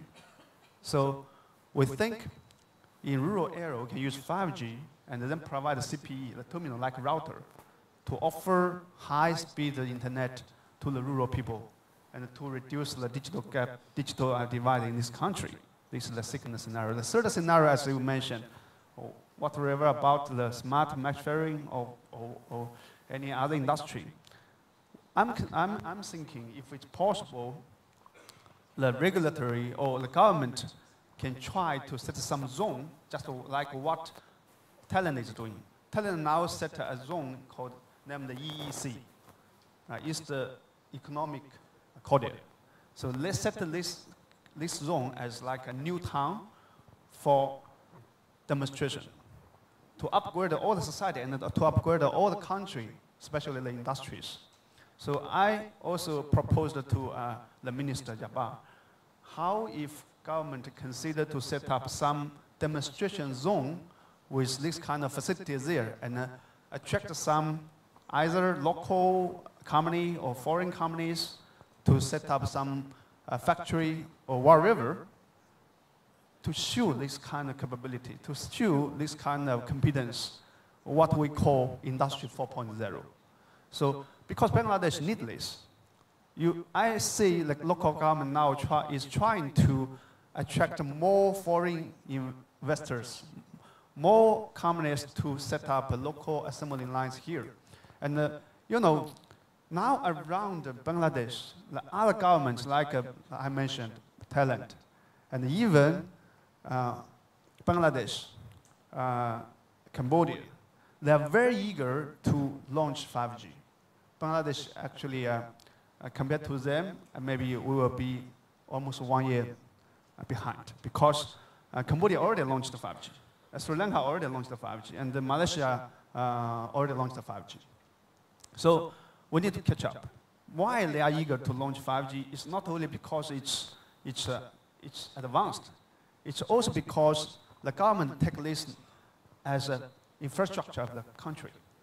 It's an infrastructure. It's just like a highway. So this is not only a thing about ICT, it's about the country. So this is what we are thinking. Besides this, I want to say another thing, which is that, you know, now we have 2G, 4G, 3G, all of in Bangladesh, all of these technologies. And as you mentioned, a very good point. Now the penetration of 2G, 4G smartphone is very low.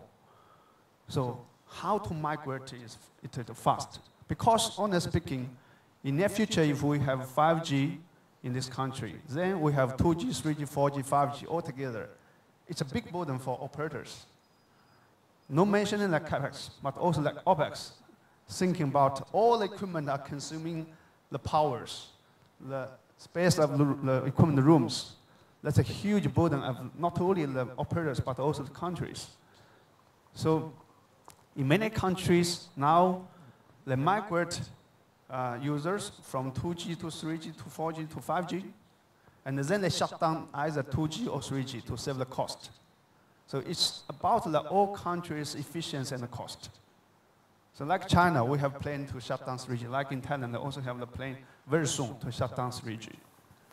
So I hope maybe government can have set some regulations to encourage operators and to encourage the industry to migrate users to 3G or 4G, and then shut down one of these networks. And this will benefit all of industries and benefit all of the subscribers and the society. Thank you. Thank you, Jun. So before we take few questions from the audience, I'm coming back to our Honorable Commissioner of BTRC. You have been hearing what panelists have said so far. What would be your guidance to us and to the industry about 5G readiness? What should we do? And give us your advice. Thank you.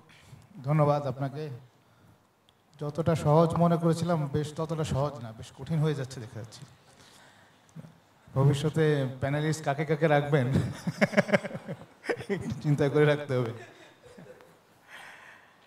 তো আসলে যে tower sharing guideline বলেন বা fibre বলেন এর উদ্দেশ্য হচ্ছে যে আপনাদের অপারেশন কস্টটা কমানো অপারেশন কস্ট কমালে আপনার অন্যদিকে টাকাটা ব্যবহার করতে পারবেন এখন নতুন কোম্পানি যখন আসে তখন তাকে আমাদের একটু স্বাগত জানানো উচিত এবং যে অপারেটর আছে তারও ইচ্ছা যে আমি যদি নতুন কোম্পানিকে কাজ দিই আমি কেন ভালো কাজ নেব না এটা তাদেরও কনসার্ন এটাকেও অ্যাড্রেস করতে হবে এবং নতুন কোম্পানি যারা ইভলভ করলো তাদেরকে আসতে হবে তাহলে আমাদের অপারেটিং কস্ট কিংবা যেটা ক্যাপেক্স বলে সেটাকে কমে আসবে এখন হয়তো আপনাদের ক্যাপেক্সের উপরে চলছে পরে তাদের নিজেদের ক্যাপেক্সে তারা রান করতে পারবে তো এই সমস্ত চিন্তা করি আমরা এই যে টাওয়ার শেয়ারিং গাইডলাইন বলবো এনটিটিএন এই এনটিটিগুলোকে নিয়ে আসা হয়েছে প্যাসিভ ইনফ্রাস্ট্রাকচার শেয়ারিং তো এই জিনিসগুলো খুব একটা উচ্চারিত হয়নি এখানে যে আসলে এটা তারা হেল্প করছে ইন্ডাস্ট্রিকে টাওয়ার শেয়ারিং গাইডলাইন আওতায় যে সমস্ত টাওয়ার কোম্পানিগুলো আসছে বা এনটিটিএন যে গাইডলাইন তার আওতায় যে সমস্ত কোম্পানিগুলো আসছে এখন অপটিক্যাল ফাইবার যে লে করা হয়েছে সারা দেশব্যাপী আমি খুব খুশি হলাম যে আমরা সাবমিটের সঙ্গে খুব একটা বসি না ফ্রিকোয়েন্সি উইংটা খুব একটা বসে না কারণ আমার যার বেতার তরঙ্গ নাই তার সঙ্গে আমার খুব একটা সম্পর্ক নেই। সুতরাং উনি যেহেতু হার্ডওয়্যার প্রোভাইড করেন, অপটিক্যাল ফাইবার প্রোভাইড করেন, উনি আসলে আমাদের সঙ্গে খুব একটা যায় না। কিন্তু আমরা যখন 5G নিয়ে বসলাম তখন আমাদের মনে হলো, সবাই এই প্রশ্নটা রেজ করলো যে আমাদের এনটিটিএনরা কি আসলেই ক্যাপাবল কিনা এই বিশাল ডেটাটা যে ফ্লো করবে সেটার ক্যাটার করার জন্য। তো সাবমিটের কথা শুনে আমি আশ্বস্ত ছিলাম যে তারা যথেষ্ট কেয়ারফুলি তার কেবল লে করেছে। সরকারের মাথায় এগুলা নাই তা না, তারা আছে। যেরকম 3rd সাবমেরিন কেবল চলে আসছে, সেটা আসলে আরও এখন তো হয়তো 2400 গিগাবাইট ক্যাপাসিটি সাবমেরিন কেবলে, সেটা আরও বাড়বে। ইন্টারন্যাশনাল যোগাযোগটা আরও স্মুথ হবে।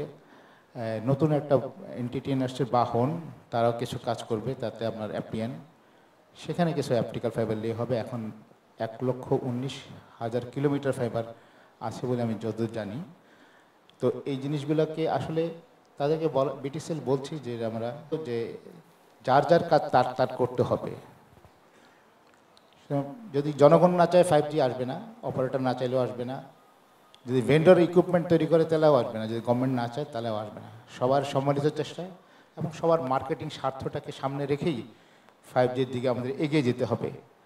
যেহেতু এটা বলা হচ্ছে ইন্ডাস্ট্রিয়াল রেভলিউশন, আমাদের চিন্তার মধ্যেও কিছু রেভলিউশনের চিন্তা আনতে হবে। এমন কিছু করতে হবে যে এই রেভলিউশনটা থেকে আমরা যেন পিছপা না হই বা এটা থেকে আমরা বঞ্চিত না হই। আমাদের যেই জিডিপি গ্রোথ আছে তাতে যদি 1%ও যোগ হয় শুধুমাত্র 5Gর জন্য, তাহলে এখন 44তম বিশাল যে ইকোনমি আমাদের, তাতে বিশাল একটা ইকোনমিতে একটা বিরাট একটা গেইন সৃষ্টি হবে।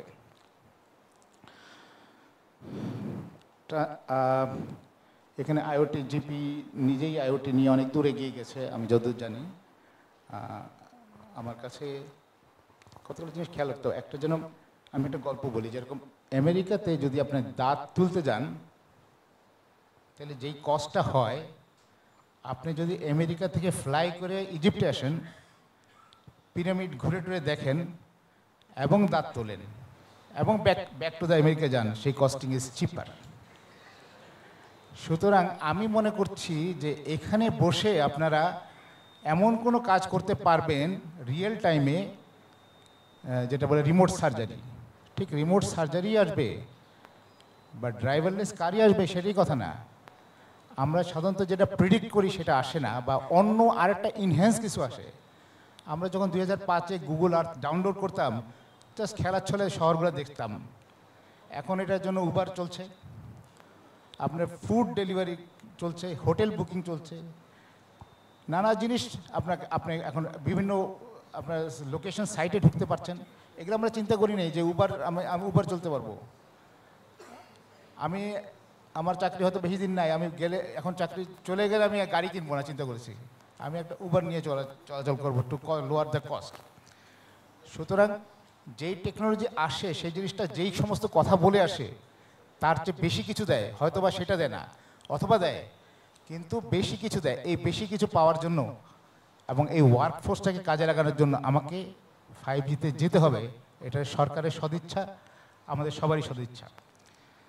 এখন যে প্রাইসিংগুলোর কথা বলা হয়েছে এগুলো আমাদের মাথায় নেই তা না। আমরা জানি যে থার্ড ওয়ার্ল্ডের প্রাইস একটু বেশি, ব্যাংকক বা থাইল্যান্ড যারা ইন্ডিয়ার প্রাইসিং, এরা খুব শীঘ্রই 5Gতে যাচ্ছে।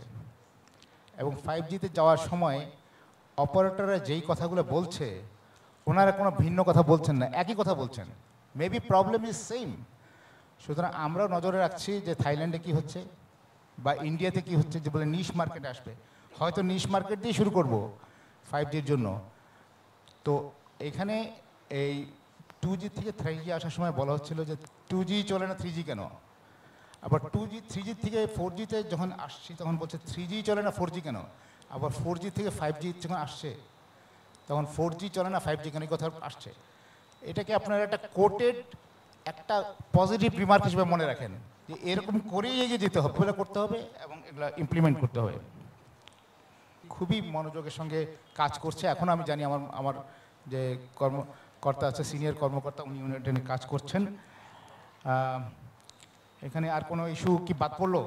আমি ধন্যবাদ জানাই যে এখানে এরকম একটা অ্যারেঞ্জ করার জন্য, যেই কথাগুলো আমি অন্য জায়গায় হয়তো বলতে পারতাম না এখানে বলছি, ওনারা যেই কথাগুলো আমার সামনে বলতে পারতেন না সেগুলো মনে হয় বলছেন, যার ফলে গ্যাপটা কমে আসবে। আমরা আসলে একসঙ্গেই কাজ করতে চাই, অপারেটর ছাড়া পলিসি মেকার চলবে না, জনগণ ছাড়া অপারেটরও নাই। সুতরাং এখানে আমার বক্তব্য শেষ করছি।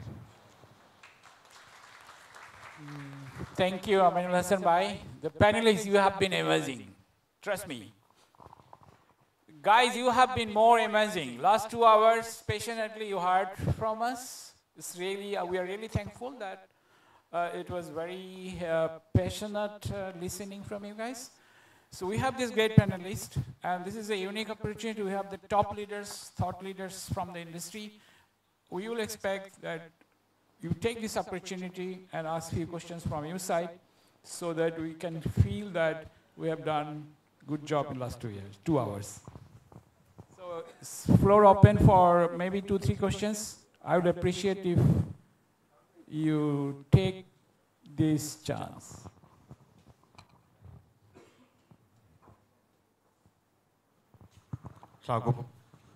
My question is specifically for Tutul Bhai.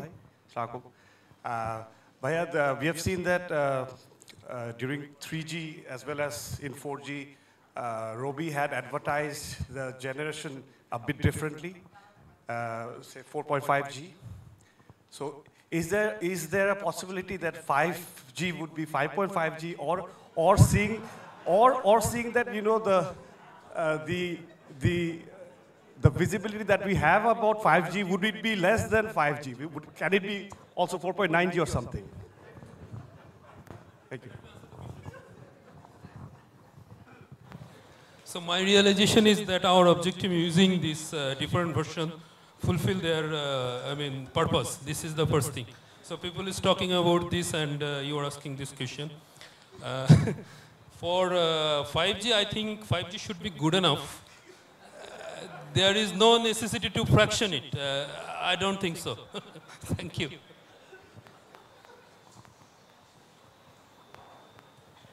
Any more queries?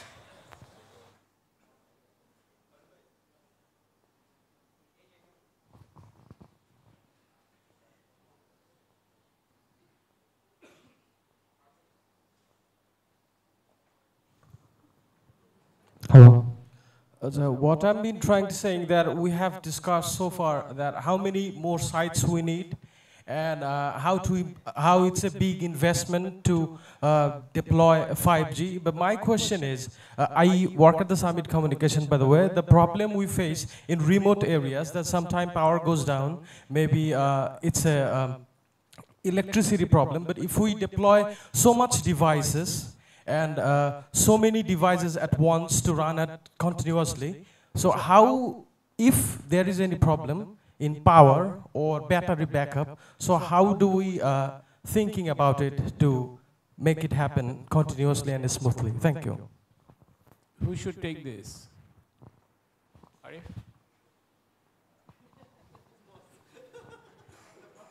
I'm not taking it to answer it, but to pass it on. But just to say a couple of things. The battery backup need to be there. The generator, portable generator, need to be there. But you know, there was this recent Bulbul, probably 3,000 base stations countrywide were down for a decent number of hours. And you know, power is still a challenge because the power generation is there, but power transmission seems to be a challenge with the government. So I don't know whether, and it mainly affects the access operator, like mobile operator, the most. Any initiative going on with the government to look into this? I would just request my mobile operator colleagues to say something. No, I think we are working with the power authorities too. I think one good thing that BTRC really helped us was that for the fiber. Now fiber is considered as a national critical asset, right? But still not implemented. I think that's what we also have to work with the power authorities, that the power which is there by us, the mobile operators, that have to be also critical sites, to be considered as critical sites, because if power goes out, it's actually the communication goes out. Not only for us, even the law enforcement agencies are using our sites. our communication system. So that's something that we need to really, again, continue working amongst us, and also we would request BTRC. They have been very helpful actually as of now with the fiber. I think with the same thing with the power, I think we can work together. I think that's something that we can always improve on, yes. Okay, I want to add one word here. One thing I want to emphasize is that when we have data traffic, it's different from voice. Now, according to our report, in Bangladesh, almost 70% of traffic happens in indoor.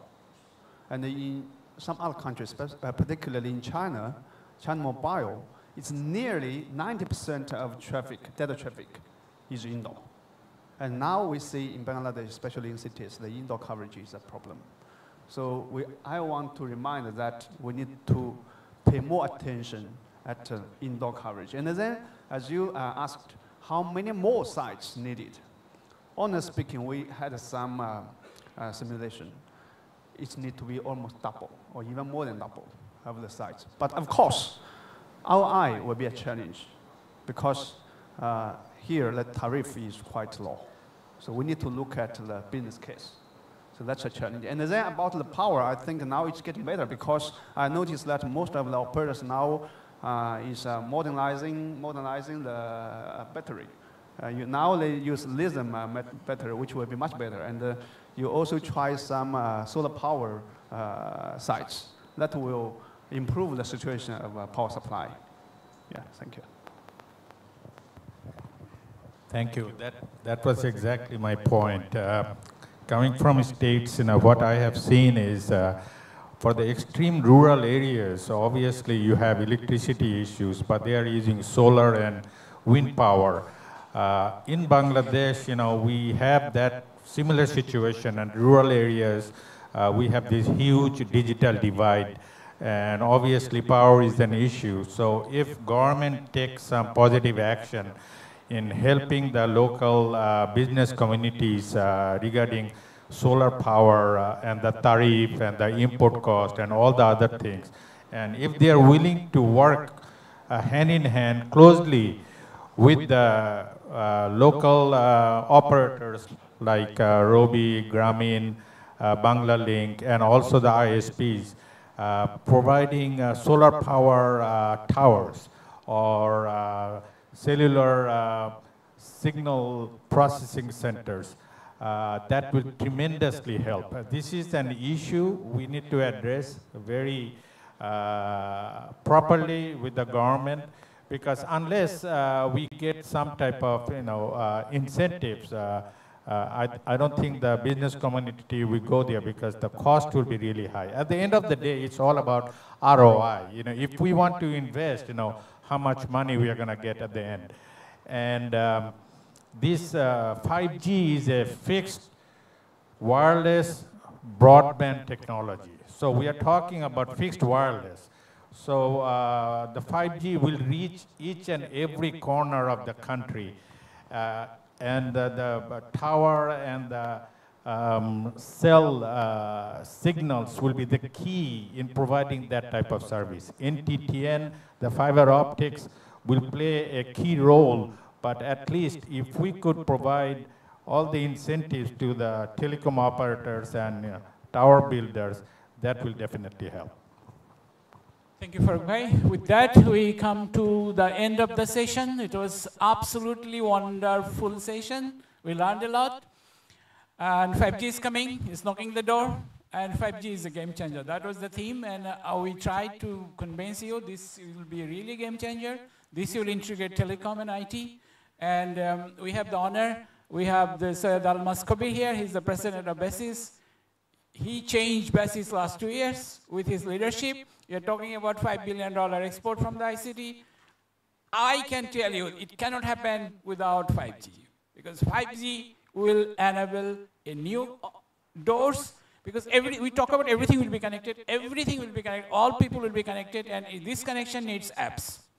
And the good part of this, if we can, whatever we will develop, this will not be boundary for Bangladesh. This is the beauty of this. If we can have a good solution, if we have a good apps, we can market this across the world. With that, thank you very much. It was a very wonderful session, and I'd like to now request our President, Almascobi, to conclude and wrap up and honor the panelists. Thank you. Thank you very much to each of you to be kindly be present here at the Basic Soft Expo at this seminar. And thank to all of you to be here, to be present in this Sunday morning and, listening to the wonderful speakers. As Khalid Bhai has just said, that 5G is a game changer. It will change the game. আমাকে অনেকে জিজ্ঞেস করে যে 3G তেই পাই না 4G হয় না এখন 5G নিয়ে কেন কথা বলেন এটা কিন্তু অনেক সাংবাদিক আমাকে জিজ্ঞেস করে আমি এটা বাংলায় বলছি যে কারণ এটা এই যোগ যেহেতু আমাকে শুনতে হয় তো আমার যেটা এখানে আমি শিওর এখানে অনেকের মনে এই প্রশ্নটা থাকতেই পারে যে 4G সব জায়গায় পাওয়া যায় না এখন 5G নিয়ে কেন আমরা কথা বলছি আসলে আমাদেরকে জিনিসটাকে একটু অন্যভাবে দেখতে হবে যে যদি আমরা কথা বলার কথা চিন্তা করি বা ব্রাউজিং কথা চিন্তা করি তাহলে তো 4G ও দরকার নেই 3G is enough for browsing or even মানে watching video on YouTube that's fine তাহলে আমরা 5G নিয়ে কেন কথা বলছি 5G নিয়ে কথা বলছি অন্য একটা কারণে because all the technologies that are going to come in the fourth industrial revolution such as say artificial intelligence or robotics or say IoT the big thing IoT so smart cities and all these things smart technologies, all these technologies that we are talking about, if we want to implement those technologies, we need 5G. আমরা যদি মনে করি যে না না আমাদের ওগুলি robotics দরকার নাই আমরা এখন আরো 5 বছর পরে নিব তাহলে অন্য কথা আমরা পিছিয়ে থাকব সব সারা পৃথিবী থেকে সারা পৃথিবী এগিয়ে যাবে আইওটি টাইওটি দিয়ে রিমোটলি তারা কাজ করবে এডুকেশন দিবে রিমোট সার্জারি হবে ইত্যাদি হবে আমরা চুপ করে বসে থাকব সেটা অন্য কথা কিন্তু সেটা তো আমরা চাই না অবশ্যই right we want to be at the same par at the same level as all the Western countries are, all the other developing countries are. So, ওই টেকনোলজিগুলো যদি ইমপ্লিমেন্ট যদি আমরা করতে চাই তাহলে আমাদের we need a 5G network. So that is why we need 5G, not the other way around. যে 5G আমরা চাপিয়ে দিচ্ছি so that আপনারা ভালো করে নাটক দেখেন আর গান দেখেন তা না that is not the case. But anyway, I'm sure you all know this. Thank you once again, all of you. আমি আপনাদের সবাইকে ইনভাইট করব যে আমাদের যে হলগুলো আছে হল 2, 3 and 4 আপনারা একটু এই সেমিনারের পর একটু সময় থাকলে একটু ঘুরে দেখবেন আজকে রাত 8টা পর্যন্ত আমাদের এই এক্সপো চলছে এই soft expo 2020 is the largest software and ITES expo in South Asia আপনারা যদি দেখেন গিয়ে সত্যি দেখবেন যে আমাদের ছেলেমেয়েরা কত ভালো ভালো কাজ করছে কত ভালো সফটওয়্যার তৈরি করেছে কত ভালো সার্ভিসেস করেছে কত ইনোভেটিভ ইন্টারন্যাশনাল স্ট্যান্ডার্ডের কাজ তারা করছে এবং আপনারা যদি যান আপনাদের নিজের মধ্যে একটা গর্ববোধ তো হবেই একটা you will be inspired and you will grow confidence in the local companies in the local software companies and I urge all of you যে আপনারা সবাই মিলে আমাদেরকে ব্লেস করবেন আমাদেরকে সাপোর্ট করবেন ইনক্লুডিং অল অফ ইউ যে আমরা যাতে আমাদের যে টার্গেট রয়েছে যে সোনার বাংলা তৈরি করার যে ডিজিটাল বাংলাদেশ তৈরি করার সেইটা যাতে আমরা করতে পারি we need all your support to fulfill our agenda to fulfill our dream to create the digital Bangladesh and we need your support to we want to develop or build this digital Bangladesh with our own resources so of course we will need your help, no doubt about it, but the implementation has to be done locally.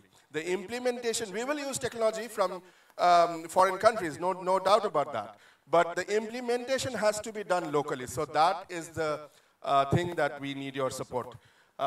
Thank you very much. Welcome to Soft Expo 2020.